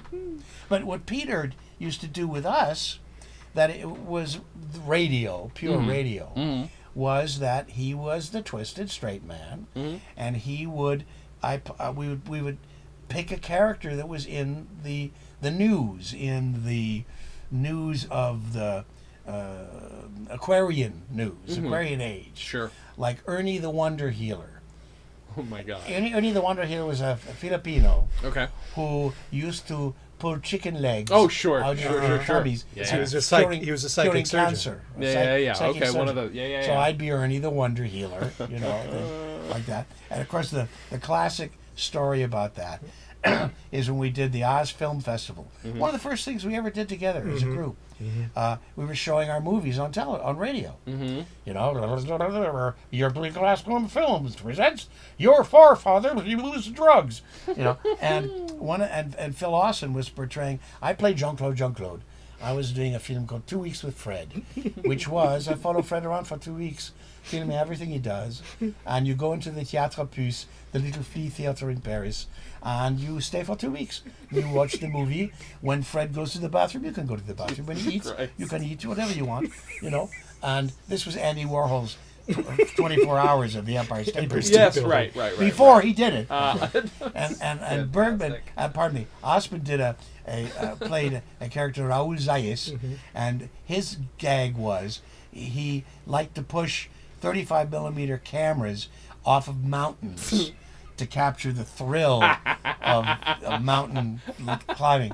And he said, well, how'd that work out? He said, not too good. It would break up, halfway down. So most of my films are unfinished, And then Austin played a guy named Jack Love, and he made films for the bedroom. The living room Films for the theater. living room. Okay? Adult films. Sure. And he wanted to play Blondie Pays the Rent on the air, and I think we started to show it. Blondie Pays the Rent, and Bergman said, "No, stop! We can't show a dirty movie on the radio. We'll lose our license." And he says, "Well, it's art." And the phone started lighting up, and the listeners were saying, "How dare you censor this man? This is his art, and it's about human beings. We're all human. You should show it." And it was at that point that the group realized we were on to something. Yeah. People were believing us, not just believing in us. They believed what we were doing, and we then from there on we'd find that we could take a premise and push it not only outside the envelope, outside the atmosphere. Right. On its way to Mars, Right. And people would be following us along the way, gasping for air, and that was really the major inspiration when we did our records, to go in and be daring about it, and carry it into the stratosphere, and make them complex enough that people could play them over and over again and get new stuff from them. For sure. What I love about this too is first of all, it's a double LP. There's so much going on in it. I feel like this is another one that you could introduce somebody to Firesign with. Yeah. Very. Absolutely. Yeah. This is a Easily. great It's a good way one. to Yeah. turn Very people on. easily. That and Nick Danger, Third Eye. Oh, Yeah. Sure. Because Nick Danger for us, again, that's another weird story. We were doing How Can You Be in Two Places at Once? You're Not Anywhere at All, which was a typical, fairly complicated story.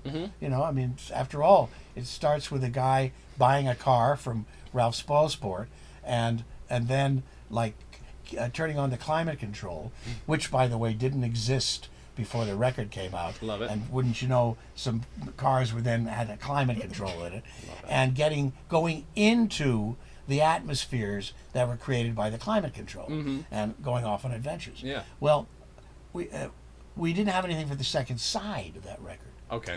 And we were going to do Nick Danger Third Eye as a serial on one of our radio shows, KRLA maybe? It was going to be the pilot for a show on KMET, wasn't it? KMET. Okay. You wanted to do it. You wanted to do it live from the Masonic Lodge, I think. Okay, great. Why Love not? And we Who doesn't we want to lost- do a radio show We from the lost that Masonic Lodge? gig. Uh-huh. You know, radio is a heartbreak, is what I'm Sure. We lost that gig, and so we said, well, what are we going to do with this? We said, well, let's adopt it for the record, and we put it on the second side, and that was a big gateway drug Yeah, I can see to that. Firesign Theater. I can see because that. people could understand what we were making fun of. Sure. And yet we were as surreal as ever. It was a long form piece, and we full of recognizable and funny characters. So Yeah. that was something that made us that paved the way for Don't Crush That Dwarf, Hand Me the Pliers, a very wonderfully complex and well conceived album about channel surfing, predicting channel surfing. I think Firesign always fit comfortably in a comedy record bin, but there are records that are more laugh out loud, explodingly punchliney funny Sure. than the others. And Nick Danger and Dear Friends are the big Yeah. ones. Well, for Nick that. Danger's also, if I'm not mistaken, starting to invent meta comedy, because am I not mistaken that it references what's happening on the other side of the record at the time? And then That it- was- Oh yeah, Yeah, and totally. so- it made a joke that you could Oh, not they're make speaking 10 years Chinese. earlier, which Yeah, is that's right, you know, let's pull them out of the cornstarch before they get singed. Yeah. You couldn't make that joke 10 Scorched, years that's earlier. right. Sure. Well, but that joke that you referred to was in which album was it? That one in like the first one or something. Anyway, wherever it was, the joke was we're going to go through the record to the other side, and so we went back to the tape of the other side. And Oh we yeah, it's in the listened- middle of Nick Danger where Nick knocks out Nancy. Nancy okay. faints, and Okay. Nick said, Oh. "Didn't I say that line on the other side?" Yeah, of that's the right. record? Yeah, there we go. And Where that's right. am I? And we go through it, and what was on the other side was like Peter Yes, Bergman. yes, There's yes. extra shrimp, Yes, there's yes, extra yes, yes, shrimp. Yeah, root. And- Yeah, rest no, of no, the you're right. You're on the left. You're right, but done backwards. And you said they're I'm speaking sorry. Chinese. I know this too well. I They're am speaking sorry. Chinese. Right. But that's what really was on the other side of the record at that point in the record. You see, Taylor, you've memorized it way too well. I'm I just afraid feel like so. I should point that out. The other well, wonderful thing is, and this recording will get out at some point, but there's a Uh-huh. recording that's made after the first record, but before the second record, Uh-huh. where you're brainstorming a children's record. Oh, yeah. And you're I remember talking you about the telling me about idea. this a Yeah, little yeah. bit. They're brainstorming the idea of having it be the people on the record explaining how they're all like a half an inch ahead of the needle, and they're Yeah, all running throwing ahead it, of the They're needle. running ahead of the needle and throwing it down as they yeah, go. that would have been the artwork I love of it. the four of us running for our lives with this big needle chasing us in a So groove. great. You know. That's so Uh, great. But radio like that, Mm-hmm. like we were able to do, Mm-hmm. man, I'm really glad we were able to do it as long as we did. Nobody Remember- can really do this anymore. No. Really, except Not unless even you're in a unless you're podcast. like the subgenius people doing it at 3 to 5 in the morning. Yeah. They're the only people who are doing anything Yeah. remotely like this. Well, I can tell you there's one thing that happens on this record that absolutely couldn't happen on a podcast, and I don't know if either of you know it's what I was thinking about earlier. There's one point Peter is talking and doing a bit, and then he's echoed as though he's listening to the radio at the time, and it could be just a general audio fuck up. But what is happening? There's an echo. There's an echo. Is it There's Balliol sounds- Brothers Pharmacy, It might be. 2220 non-Euclid Avenue, and he suddenly that goes that into was an echo? effect, It's though. quite possible. No, there's no not an effect. It sounds like somebody has a radio on with the station on for like a matter of seconds. It's not. There's plenty of echo. There's Wow. plenty of obvious echo. I'll have to pick it out again. Oh, that's possible. But I listened to it today. I'm like, what the hell could that? Why is that? So that's why I figured. We nobody also- would- Well, you know- Proctor liked to bring a fucking TV into some of these Yeah, shows. yeah, Really? and we You'd would watch TV, tell we'd people to watch watch TV, and we'd lip make up a sync. soundtrack. Yeah, we pioneered that idea. That's so You know, which Turn became it for- into the monster movie on Channel 13. That's so Yeah, and add our own voices to it. Just say, turn to channel 13, turn the sound down, and see what happens. I mean, you were the generation that was growing up with proper media. Like, people are like, Yeah. but my mom was the generation that was raised by TV. But you had radio and then got to move into TV. Like, that is a generation where you saw this change happen. Yes, you that's know, right. and so I would imagine your brain for experimentation is just probably a lot more expanded. You're like, well, I could fuck with this. I could fuck with this. Yeah, and it's interesting. We were inspired somewhat by movies, Sure. but not as much Right. as by the spoken arts and television. Of course. Yeah. Because everything was getting to be homegrown. I mean, experienced in the home theater, or we used to call it the theater of the mind. We called our records movies for the mind. You know, and that was where we lived. Yeah. You know, because we understood even then, although we tried to do movies, we understood then what a daunting enterprise it was to visualize something that we were absolutely free to create free form with our voices, our ideas, sparse sound effects and music effects. What else did you need? Yeah. You know, Yep. no costumes necessary, why I no love makeup, didn't have to wait in your trailer for half an hour until it stopped raining. Yeah. You know, didn't have to scout locations, you know, all that stuff. It is still tragic that the one movie that we were working on called Eat, which later became known as The Big Suitcase of 1969, 69, yeah. was going to be produced by a guy named Jerry Yeah, Wacko. Jerry Bryan. Jerry Bryan. Okay. And he went off to rest up before we started like pre-production and all that. And he drowned in Hawaii. Oof. And his girlfriend was Lorna, later to become Phil Austin's wife, Una. But that was really that quashed our momentum Sure. in trying to create visuals for ourselves. And we did, you know, the nonetheless surrealistly funny film by Steve Gilmore, The Martian Space Party, as a fundraiser for KPFK in its new building, which it still exists in. And we did a couple of other short films. Everything You Know Is Wrong was lip synced to the track of the record. Yeah. Wow.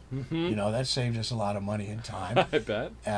And then after that, the Three Faces of Al, the case, no, not Three Faces of Al, the Case of the Missing Yokes. Case of the Missing Yoke, yeah. Nick Cage For from home the Case video. of the Missing Yokes for Nesmith, for Michael Nesmith's company. Oh, sure. Because he was a pioneer in home video comedy. Big time. I was actually on Elephant Parts, his first. Yeah, Really? you think of it, like Okay. 1983, home video, the idea of that thing was brand new, that you could sell something and not put it on TV or not necessarily in the theater. You could actually sell a tape. I think for that one I did a skit called Silly Pate, which was, you know, silly pate that you could eat. You know, and you could, you know, make a copy of a cartoon, rip it off. Hey, I'm eating Beetle Bailey. You know. Disgusting. Wow, I need to find that. You know, oh my God, what was the sitcom writer who I heard who worked on that exact same project? Yeah, well, my brain is totally fried, but this is the second podcast. Listen, I did another radio show called No Soap Radio, which was short form skit comedy. John LaRoquette was on that. Really? Everybody, all of the crazy comedians, including moi, were on that television show. You know, and because there wasn't the variety shows, like Carol Burnett and all that. It pretty much dried up. Sure. But people were still trying to do short form crazy variety comedy shows. You know, speaking of that, the other day, as you often do, I stumbled across a compilation of Tim Conway and Harvey Korman. Yeah. Especially where they were where he was breaking Korman up all the so time. good. Oh my God. I want to shit myself. Yeah, of course. So it makes you so wonderful. damn happy. And there it was again, live. Yeah. On tape, you know, but live. Oh man. 70s were a time when it was up in the air about how you could get into the media. If you could do a sketch film, maybe you could get a sketch film could get distributed. You know, Kentucky Fried Movie was out there, Yep. and suddenly, it's possible for Proctor and Bergman to be in Tunnel Vision, and maybe that'll Yep. turn into something. No, he wasn't. Firesign Theater spent a couple of years trying to. Bergman wasn't in television, just me. One of you. I played the head of the Cracking Up. Cracking Up. Oh, Yeah. okay. Okay. These are films by Neil Israel. Mm-hmm. And Tunnel Vision. I had just come off of working with Henry Jaglom Mm-hmm. and Tuesday Weld and Orson Welles and Jack Nicholson and Gwen Wells in A Safe Place, Uh-huh. a crazy Henry's first movie, which we shot in the East Village in New York, and the next thing that I did was playing the head of the network Mm-hmm. in Tunnel Vision, Okay. where I worked with Chevy Chase and Howard Hesseman and all kinds of wonderful comedic actors. And I was the lead in that one. That was a very interesting experience. And then Neil and Peter and I collaborated. I guess it was before Americathon, wasn't it? Anyway, Yeah, he it was was. aware of us Uh-huh. through me, Uh-huh. and he hired us to be newscasters on the spot, in the street, in the road, for a movie called Cracking Up, Okay. which was originally called Smorgasbord, I think. No, Cracking Up. I was in a movie called Smorgasbord Okay. with Jerry Lewis, and he Wow. changed the name to Cracking Up. Okay. But this was the original Cracking Up, produced by Joe Roth, Okay. who went on to be the head of Disney or something wonderful, and the Tubes were in it. Yeah, that's And right. It was a crazy cut up movie, Wow. and it didn't work that well, Mm-hmm. but it was a great opportunity again to do freeform visual comedy cut ups. Yeah. And pioneering a new form. That whole world is what happened when the 70s arrived, and suddenly it's the credibility gap and Firesign and Ace Trucking Company Yep, and yep. and Fred and, Willard, and Ace Trucking Committee. Company, right. And what do you do when these groups that used to work on the stage or just on radio? Yeah. If you got to find a way to get into movies or TV or something. Yeah, And the was a free-for-all. credibility gap spawned Michael McKean and Harry Shearer, and it also spawned Lenny and Squiggy, Yeah. Michael and David Landers. Yeah. Okay, McKean and Landers, and if people had their eyes out, producers or comic writers, they could exploit more than just stand-ups. Right. Yeah. And in that case, it was Gary Marshall, Yeah. who was a wonderfully that's the word I want, open-armed producer and writer that understood the comic ethos at the time. Clearly. Yeah. Yeah, and blended it into his comic visions. Mm-hmm. But let's talk more about the 70s when we start talking about Not Insane, because it's like Yeah, that'll be it's fun. like a David Osman comment that he made one time, which was that the 60s ended in like the summer of 72. I mean, the initial impetus for Firesign was very different from how Hollywood ate you guys in the 70s. Oh, yeah. That all started in I think in 72 or 73. Well, the 60s had to end. Now, again, if you see David Crosby's Remember My Name, I think it's called, documentary, you'll get a nice big slice of that ugly history. Sure. Can't state. I can't state enough how much that affected people. And also, David was he was a very outspoken radical for his time. Yeah. He's a pacifist. Yeah. Was outspoken against the Vietnamese War, which got him in hot water with his musical buddies. Yeah. Because they didn't want to politicize what they were doing. It was the music Right. more than anything Wow. else. And that was one of the tensions that we had at the time. Yeah. And that's why Firesign, it says in one of these books, I don't know if it's in the one you put together or in the one that Fred Weevil put together called, Backward into the Future, but J. Edgar Hoover ranked the Firesign Theater, according to this statement, as the most subversive group in America. Oh yeah, McIntyre said that. McIntyre said that. Oh. And That's it's true that fantastic. one of the guys I went to school with, I think it was grade school, showed up at my house one day in L.A. Uh-huh.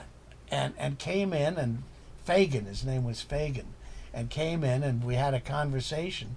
And later, I learned that he was like CIA, and he was like checking me out. Jesus Christ, man. Yeah, Wow. Paul Fagan.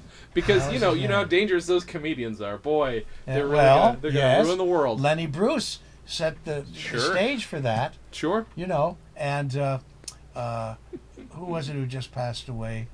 That Paul Paul Krasner. Oh yeah. Yeah. Paul Krasner, who worked with Peter, and you know, two wonderfully. I'll have a shot of water too. Please, absolutely. Two wonderfully subversive comedians who did a double show together for a while, Mm-hmm. and Paul was befriended Lenny Bruce and was actually working on editing his biography, his autobiography. Oh, really? Okay. When he died. I know I have that book somewhere. And Krasner was a great subversive Mm-hmm. and a prankster, Mm-hmm. and his magazine, The Realist, certainly had an effect on me. Mm-hmm. You know, he called it Mad. He wrote for Mad Magazine. Krasner had an interesting history. Mm-hmm. He was a violin prodigy. 6 years old, he was performing in Carnegie Hall. Wow. Okay. And during his first performance, I guess only performance in Carnegie Hall, his legs started itching in the middle of his concerto, and so he took his other foot and was scratching his leg with it, Uh-huh. and he got a laugh. Of course. And he was he just thought being to a himself- grasshopper on stage. Yeah, he thought to himself, "Oh, that's what I'd rather do. That's interesting. I think I'll do that. I think I'll do that." Holy shit. And so he was hired to perform at some kind of an event at Mad Magazine, Uh-huh. and then they hired him on as a writer, and then he created The Realist as Mad Magazine for adults. Yeah. Smart. And it was very raunchy and very much ahead of its time. Yeah. You know, and daring, broke every rule, and it was filled with false news, the funny kind of Onion Yeah. fake news. You Yeah. know, Yeah. very appealing, so to speak.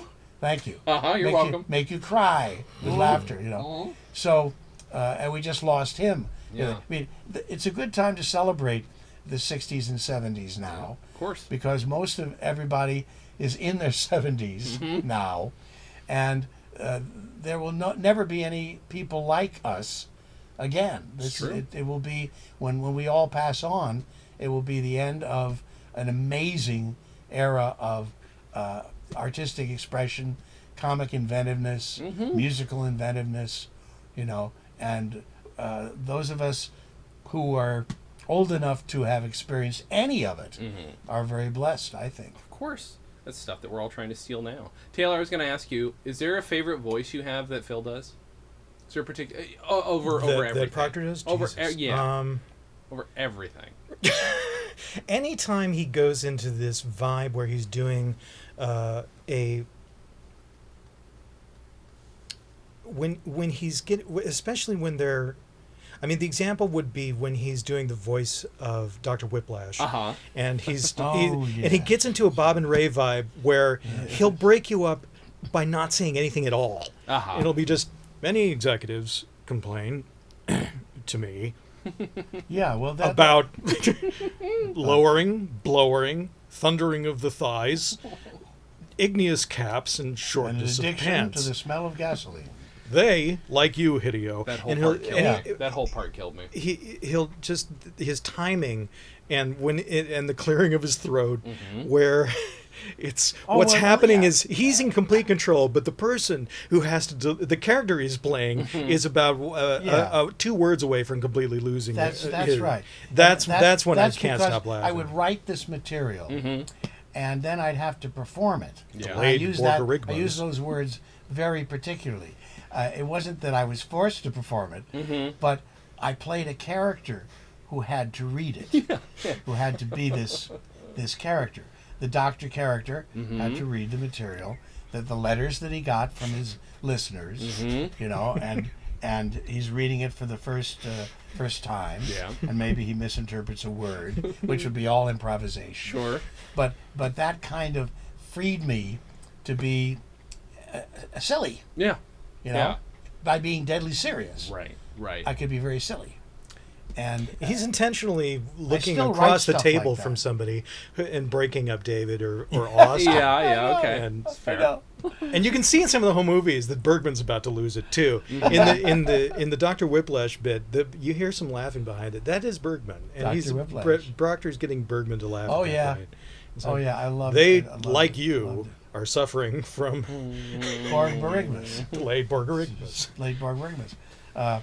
Yeah, great fun. I'm kind of returning to skit writing now. Yeah. Late in my life, because David and I performed recently in Bloomington, Indiana, Right. in a 2-hour live variety radio I show, would have loved to see that. which was hosted and kind of co-created by Richard Fish, who is a very clever actor, voice actor, and that we've worked with over the years, who also had a company called Lodestone that distributed Firesign theater material Okay. for many years. And we before we did the radio show in Bloomington, Richard, oh no, I guess it was after, Richard and I participated in the Here Now Festival in Kansas City, Missouri. And, or Kansas, it's all One of the a two, blur, doesn't it's matter. all the It's same. fine. Kanzuri. New York. And he brought out Florida. some old Lodestone material. He had 100 Don't Crush That Dwarf records signed by all 4 of us. Yeah, What? that's right. Oh, my Which God. he's selling for like $40 a piece or something. That's it? A steal. I stole 3 of them. Yeah. Yeah, I You know? want one. Holy shit. Now that brings to mind one other thing. My book, I'm holding it up. Is that again. called Where's My Fortune? What's Cookie? that Where's book My called? Fortune Cookie, profusely illustrated, has now been released as an audiobook Wonderful. by Sue Zizza and David Shin. I recorded it in Brooklyn about a year and a half ago, Uh-huh. and it's already won 3 audio awards. Wonderful. Is up for another one, I think, today. Awesome. Find out if we got it in New York, and maybe we're hoping we'll be nominated for a Grammy. That would That's be fantastic. that would be wonderful. Yeah. But it is available on many audio platforms, and it's a 5 CD set, but it's downloadable. Yeah. And what was interesting about it was, I investigated doing a book on tape, which they call them now, no tape involved, audiobook. And I learned from all the narrators, my friends who were narrating books, that all that you can do is read the book. That's it. You just have to read the book. There's no budget for any effects or No. music or anything. Absolutely. Just read the book. I said, I'm not going to do that. I can't do that. Yeah. And so David and Sue called me out of the blue, out of the Sioux, and said, we'd like to record your book, but we'd like to add sound effects and music. Wonderful. Said, bingo! Yeah. That's what I want to do. That's how I'd want to do it. Right. Yeah. So I laid the tracks down, and they augmented them with sound effect. The book starts off with a bang because it tells the story of how Peter and I escaped death in a Chinese gangland massacre Yeah. at the Golden Dragon restaurant in San Francisco, Right. where 5 were killed and 11 wounded. And one of the wounded was our friend Bill Alexander, who had brought us into the restaurant. Serves him right. And he still carries a machine gun slug behind his knee to this very day. Wow. As a little memento of that incident. So, anyway, when you listen to that section, you'll hear in the background, bang, bang, bang, bang, bang, bang, bang, Holy bang, shit. bang, bang, because there was a guy, one of the Chinese guys that was from the Huaqing gang trying to kill the Jiufang gang, because they were having a turf dispute, and one of their guys had been killed. Had a machine gun. Yeah. Another guy had a shotgun. Another guy had a pistol. And so, while I'm lying under the table, wondering if I'm going to ever see the child that I learned my wife Barbara was carrying that morning, okay, life or death, I'm hearing the machine gun go bang, bang, bang, bang, bang, and move into another room. Yeah. I'm going, oh, good. Other people are dying. Listen, it really boils down to that, kids. Of course it does. Of course it does. I'm still here. Listen, this time last year, my birthday time, Yes. I was in the hospital, Yeah. having an operation to kill a nerve that was causing tachycardia, my heart to speed up unnaturally. Yeah. Okay, so they had to ablute it, burn this nerve, and now and implant this ridiculous pacemaker. No, not a pacemaker. Defibrillator. Defibrillator. Yeah. That I'm putting my hand on right now. This little Just lump see what here. We'll do. Sure. Yeah, and that was how I spent my birthday last year, getting some more life, Yeah. if you will. Does it connect to Bluetooth? It's connected to a device in my bedroom that sends a signal to the hospital. Some weird stranger. Where they can keep track of what's happening with me. Some creep. So that if anything bizarre happens, Sure. they can dial 911 for for Yeah. Call you know? up, Phil. Are you dead? Yeah, Is that that's they, right. They, call You you, know, they just make sure. Are you dead yet? Because it's going to cost you if we send that ambulance out.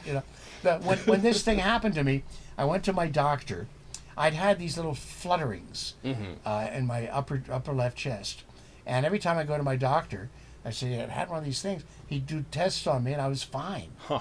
And for better or for worse, he didn't recognize it for what it was. But this one day, I woke up in the morning and it's fluttering. It doesn't go away. So I said, Melinda, you got to take me down to Dr. Grant. Got to check this out.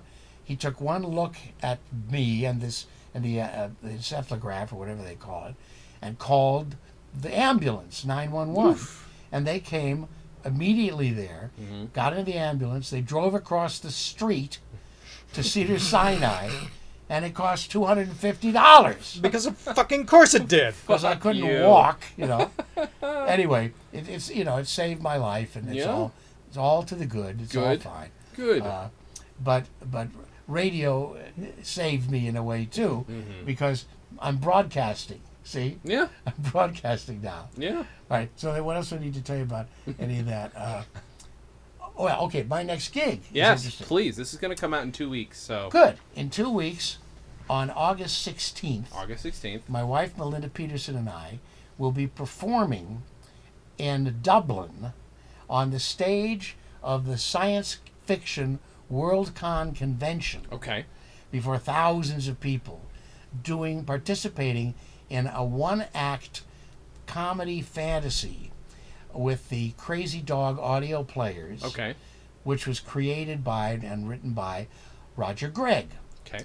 And Roger Gregg is from Detroit, but adopted Ireland as his new home years ago, and became famous for his surrealistic, dark comic radio shows. And every summer they give him a radio series to do. Wow. And because of his other work, we got to know one another, and he, of course, knew Firesign, so he invited us over to participate every year in his radio show, which we were paid for in euros, and then we'd go travel around Europe with him. Amazing. Because you spend euros in Europe. Sure. Yeah. What are you going to do? If he'd paid me in pounds, it would have been too heavy Of course. to travel with. Of course. It's impossible. Or cents. Sure. Well, I lost my sense We all do that. long time ago. So that, but euros, they were euros. Right. To do whatever we wanted with, So anyway, that's going to be fun to do. Yeah. And then we're going. As I said, I'm celebrating my 79th birthday tomorrow. Happy birthday. At the Pageant of the Masters. Yes, sir. Hearing my voice, and then Wish yourself a happy birthday, by I the way. will. A hippie birthday, and or a yippie birthday in honor of Paul Krasner, who invented the name Yippie. Did he really? Yeah, Holy shit. yeah, he did. That's amazing. And then he came up with the anagram "Youth in Parade." I don't know. He came up with something. Well, didn't he come up with Spiro Agnew equals grow a penis? Yeah, he did. Did he really? Yeah. Holy shit. Grow a penis. That's Where's right. my Spiro Agnew watch? I do have it sitting around here somewhere. Does it have Yes. a little second hand that looks oddly like a dong? Not quite. Ding No, I dong. don't have that one. I wish I did. Ding dong. So, okay, how do we got from Krasner from somewhere? Well, what you're doing for Oh your yeah, birthday? yeah. and But then, so yeah, after we perform, Yes. we're going to Scotland again, Okay. and we're going to celebrate Melinda Peterson's 70th birthday at one of her clan's castles on the island of Mull. I didn't know she was in the clan. That's in the Isle of Martin Mull. She's a McDougal. Oh, okay, yes. that one. Okay. No, they wear tartans over their Okay, no, heads. not hoods. Okay. Not, that- no, not hoods, right? And then we're going to spend some time on the Isle of Skye, Oof. Yeah. where the sky is the limit, Sure. before we come back. So Scotland. that'll be inspirational, I'm sure. Of course it will be. By the way, Yes. today is National Scotch Day. Is it? Yeah. Oh, I better get really We shit-faced just went to after this. Bevmo and bought a couple of bottles. Well done. I bought Do you the have a one- preferred scotch? Yeah, monkey shoulder. Monkey shoulder. See, he's laughing. I am. Monkey This sounds insane. Why is it called monkey shoulder? Yes, please. It's a blended scotch Okay. from Speyside, Uh-huh. and the workers who would turn the malt, one of their arms, the right arm, would get A more little extra. muscular That's than the other, and looked longer. that's There you go. hilarious. Looked like a monkey. That's a monkey shoulder. Taylor. But though Yeah. on the Isle of Mull, Uh-huh. Isle of Martin, Sure. our favorite scotch is Tobermory, Okay. which you can hardly ever get here. I would imagine so. So I've when never we're seen there again, we're gonna cop a couple of it. Oh, it bottles sounds amazing. of Tobermory. All right. But we went on a whiskey walk. Oh, I want to do that. I really want to do this. Went on a whiskey walk in the island in the town of Dufton, Okay. which is in the Speyside, Mm-hmm. and saw 9 distilleries in 3 hours. Shit. You know, and sampled a little bit Of course. of each one. You know, As you do. and came up with a couple of favorites on that walk too. But then if you ever do that, you have to go to what's the restaurant called? A Taste of Speyside. Okay. One of the best restaurants, but even better because the owner chef has a tremendous sense of humor. Mm-hmm. And you know the Scots love, like the Irish, they love to tease. Sure. And boy, did we have fun teasing one another I bet. and eating this brilliant food. A Taste of Speyside. All right. But any of you are lucky enough to be in Scotland at any point in the near future. Aye. This has been a delight, obviously. We'll do another one soon. Sooner than... This has been over a year since we last recorded, because the last time I recorded I with looked you... it up. I couldn't believe it. The last time I recorded with you was when I recorded you guys packing everything up for the Library of Congress. Which I still am cutting that into a little short film, so eventually that will come out. The problem is I have 3 hours of footage of a bunch of people moving boxes. I have to pick the best box moving footage to put into what will now be probably a 20-minute short film. I gotta say, that those was are a tough. pretty funny day. You know. Uh-huh. Yeah, then- you almost fucking dying. Yeah, that Oh, was it was a little hot. It was so hot out. And just the idea that, you know, yes, the Library of Congress purchased our archives. Yeah, great. Wow. Yeah. Well, we actually had to put it in boxes, carry the boxes out to a van, Yeah. put them in the van, Uh-huh. and then off this old van goes, but, to driving to Washington, D.C. I know. You know, come on. Again, reality is much funnier than comedy. Mm-hmm. Yeah. I've since found out, by the way, I know somebody who works at the Library of Congress who listens to this show, and he did confirm it was there, so not some weird stranger didn't steal your archive. That's I can at least Good. confirm Well, We that. got paid. It's I definitely- don't Yeah, care. right? Yeah, That's the Yeah, next we got thing. paid. Taylor, do you want to promote anything? You never promote anything. Yes, sometime Please. in the next very soon. In the next very soon. In the next very soon, I will begin the process of uploading 30, at least 30 new blog posts to my blog, Fuji Puzzle Box. Which Ooh. 30 new records Uh-huh. and stuff you cannot get anywhere, Right. and which I have digitized from vinyl, Uh-huh. and which I will be putting up. And one of the things I will be putting up is a recording of Mr. Osman and Mr. Proctor at Sasquatch WorldCon from 2015 Wonderful. in Spokane, Wonderful. where we got them on the phone and talked to both of them about everything you know is wrong. Wow. And I recorded that, so I will be finally putting that That's up. exciting. Oh, you have to let me know when that one's on. Yes, absolutely. Also, Oh my Fuji God. Puzzle Box. That was in Sasquatch? Where was Sa- it? Sasquatch, Washington, Sasquatch, oh yeah. Spokane, Easy Washington. for you to say. in the land of fires and smoke. And Fuji Puzzle Box is also, just should say, to the camera and to the microphone, a podcast that Taylor and I have recorded 2 episodes of, and I have not released. We recorded them 2 years ago.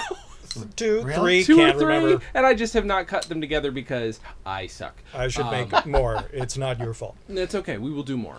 That will happen. I am You got also I'm digitizing the entire Duck's Breath archive now. Oh, Not yeah. that you will be seeing that in the near future, but eventually you will be seeing. They'll probably have a Bandcamp You'll be seeing a store lot of stuff too, on right? Bandcamp. Yeah, that'll be Press good. Archive on Internet Archive, something You like guys should that. check out Press Duck's Breath. Archive of FiresignTheater.com. Also, hopefully, in the Yeah. very near future, coming to Internet That's Archive. exciting. They have promised us a small corner of the Oh, Internet have they? Archive for our own. Good. I'm working as we speak on putting the Press Archive together. Wonderful. The Depressed Archives? The The Depressed Archive of Archive. Depression. Yeah, and let's see. For me, I promoted just about everything. Oh, yeah. If you're interested in my newsletter, Yeah. monthly free newsletter, Mm-hmm. it's called planetproctor.com. Yep. And Zoho is the company that's distributing it, the Okay. online service that's distributing now. But if you go to my archives at planetproctor.com and send me an email, I'll send you the link to subscribe. And it's profusely illustrated also. It is. It's fun. By Chris Gross. It's really a colorful and interesting. I'll send him out the raw material, and believe me, it's raw. Sure. And he sends back the cleverest. It's like what Taylor stuff. does. Send the cleverest artistic interpretation of this stuff that really augments it and makes it great fun. It's worth it. I'm subscribed. I have been It's for worth years. a free subscription. I think so. Worth your time too. Absolutely. I'm just gonna promote. It's not out yet because we still have some recordings to do. But we have an album.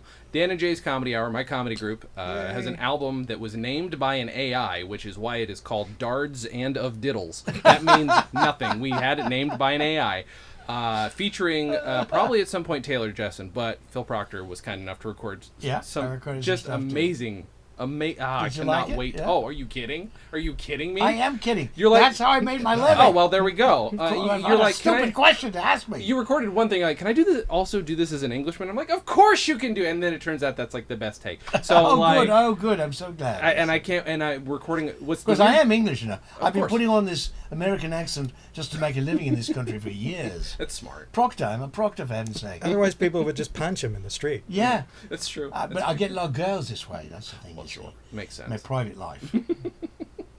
And I mean, And if I may, private. Mr. Me private life. Extra private. Our Mr. Klamm was recently on an episode of Drunk History, which you Oh, should yeah. Oh, were you? Yes, One of my but favorite shows. I was an extra, but to be fair, I was a super featured extra and got to hang out with Elijah Wood all Which day. one is it? It's whistleblowers. So Okay, the we've story, got it on tape. The story is of the Citizens Commission to investigate the FBI. So Ah. I play one of the hippies who broke into the FBI, and me and Elijah Wood break into the FBI together. Me and several other people. How did you get that gig? A friend of mine works on the show, and he Wow. knows I want to do extra work. And I'm like, can I? And then he's like, sure, Jason, come in for a second. You're going to sit here. Turns out that's literally next to Elijah Wood. Wow. And did not tell me that was going to be happening. got some good So I'm Elijah featured screen through the time. whole thing. It's a lot of, there's He about... really is. Yeah, there's a ton of me. Jason's got a classic fine. face, and it's right there, and he's got the flashlight. Slightly and he's overacting. Going in, and have my doing the Spiro stuff. Agnew watch So on. funny. I wore my Spiro Agnew watch Ah. because it was perfect timing. I'm like, come on, why would I not wear this? My Sure. character would wear it. So, it's fun. So I love that show so I much. love that show. That is so clever. And so I've been releasing And again, clips of it. breaking up. Mm-hmm. There's a lot of great there's so much. breaking up in that show, And, Watching people try and lip sync with that shit. that's Lip sync brilliant. with these drunk bastards. Like very good. It's a skill. It's a particular skill that I do not have. I'm actually having done it in movies and Sure. and in our own movie. I know how tricky it is. I bet. And I'm so impressed that so many of these actors are doing it with apparent ease. I know. Well, I get to watch people took a dozen times because you're also acting. You know what I mean? You've got to get this weirdo's timing that is not real timing. That's right. And then you have to act as well at the same and then time. You have to burp and Yeah, hiccup exactly. when they, I love that you shit know. so much. I love it Yeah. so much. Now, where did they shoot it? We shot. Oh God, where? Someplace downtown. I literally cannot remember the name of the studio, but it's someplace downtown. So he shoots all that stuff out here. Yeah, that's nice. I think they might have shot. There's also a UK Drunk History, which is not as good. Huh. I don't like the format as much. No, I'd love to do one of those sometime. You should. We'll see. Do it. Why not? Well, I'm not really represented. I have representatives. Sure. But I don't pursue any of that. It has to be like you through a friend who says, Yeah. "Hey, let's get Phil to do one of those." Yeah. Well, that'd be amazing. It's like I'd it's love to weird. see you on That's that. why I haven't been able to do Gilbert Gottfried's show, Super Colossal Podcast. He doesn't know who we are. He Right. doesn't know Firesign Theater. Well, that happens. There are all these people around him who keep saying, "Hey, Phil, you should do this show." Yeah. And I send him my resume and everything. And nope, nothing happens. Yeah. Now this other show you're doing, the improv thing, just drop my name. Let's see what happens. Absolutely. I'll be back in September, and the next thing I'll be doing this year is appearing at the Spurred Vac Old Time Radio Convention in Costa Mesa Wonderful. in November Wonderful. with my wife Melinda, and we'll be doing some more recreations of old-time radio shows That sounds with good. some terrific people. That sounds amazing. Terrific people. I will say this: if there's any chance they ever hire me as an expert on drunk history, because I've told them I desperately want to tell the Von Meter story. I really want to tell the Von Meter story. All you have to do is what? Wait, you knew Von didn't know Meter? this? Jesus Christ! Was in a Why has this not come up? He's one of my. I own 20 copies of The First Family. I interviewed his widow a year ago. I did a You play got to come with back. him. Are you kidding me? We probably don't have Should I time to save go the into the story? details. We Let's save it gotta because save it. Yeah, Jesus yeah. Christ, I It's didn't know a this. bittersweet story. I bet. But Vaughn was also a big Firesign fan. Amazing. He came to see us at the Beacon Theater. Amazing. And, Damn it. and Well, that's what I told them. I did a told them, play I with said, him. I want to do the story. I want to tell the story of Von Meter as I know it. You have to ask me to tell some of that. Of course. We got to pocket that one. So I'll just say, if Drunk History hires me to do that, what you do then, this is how you get your friends, you'll be like, and I pictured this character being played by actor Phil Proctor, and then they, have to hire you. It's and true. then that's how you do it. That's how you got to do. You say the Firesign Theater's Phil Proctor. Yeah. Fireside what? Yeah, right. Yeah. Derek must know Fireside. I would hope so. Must know. I've been trying to get him on look, the podcast Jerry forever. Seinfeld knows Firesign Theater. There's a lot of very famous actors. John Goodman's a big fan. Yeah. And was a close friend of Peter's. When I was digitizing some of that footage, what was really great was watching the behind the scenes as he's getting mic'd up. He's just quoting Firesign as they're micing him up. Nobody asked him to do this. He's just quoting Firesign, and it's like, God. oh no, that's a real fan. Yeah, that's a nerd. I'm also an executive producer, which means I have the power to kill it, of a potential podcast Okay. with Ted Bonnet, who is a big Fireside Okay. fan. Ted Bonnet was responsible for Proctor & Bergman's Power, Oh, okay. okay? Okay. Which was a wonderful NPR send-up of life in Hollywood that we did on the show Heat, John Hockenberry's Heat. And the premise of the show, the podcast, I don't want to say too much about it, Sure. is to bring people like John Goodman and Mel Brooks and Dan Aykroyd and the like, or those who are still alive. Sure. Maybe a few who are dead. Sure. Like George Burns. Sure. As portrayed by Jamie Alcroft. Okay, yeah. My partner Oh, I in bet Boomers he on does a I Bench. bet he does a Oh, good... Perfect. Oh, I Perfect. Into a conversation around a dinner table. Sure. With other comic elements. I love it. Because David Sheffield is also one of the executive producers, head writer on SNL, and a creator of many very funny comic movies and things. So. That's wonderful. Well, if that gets released, come on the show to promote it, because obviously we'll promote the shit out of it, because people need to hear it. Yeah. Oh, it could be it could be. It could be. Or not could be. That is the question. That's exactly the question. Taylor, thank you. Thank you. Taylor. Phil, thank you. Gesundheit. Thank you guys for listening, and as always, have a good thing.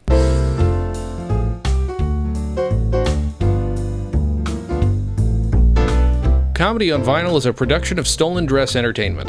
It is produced by Mike Worden and is hosted and edited by Jason Klamm. Our theme song was composed and performed by Richard Levinson.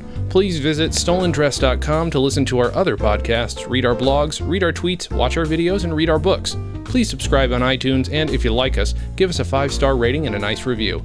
You can find us on facebook.com/comedyonvinyl, Twitter @comedyonvinyl, and find everything else at comedyonvinyl.com. A major portion of Comedy on Vinyl has been underwritten by Stand Up Records. Please visit standuprecords.com for all your comedy needs and tune into the new Stand Up channel available on the Roku, where you can also find select episodes of this podcast.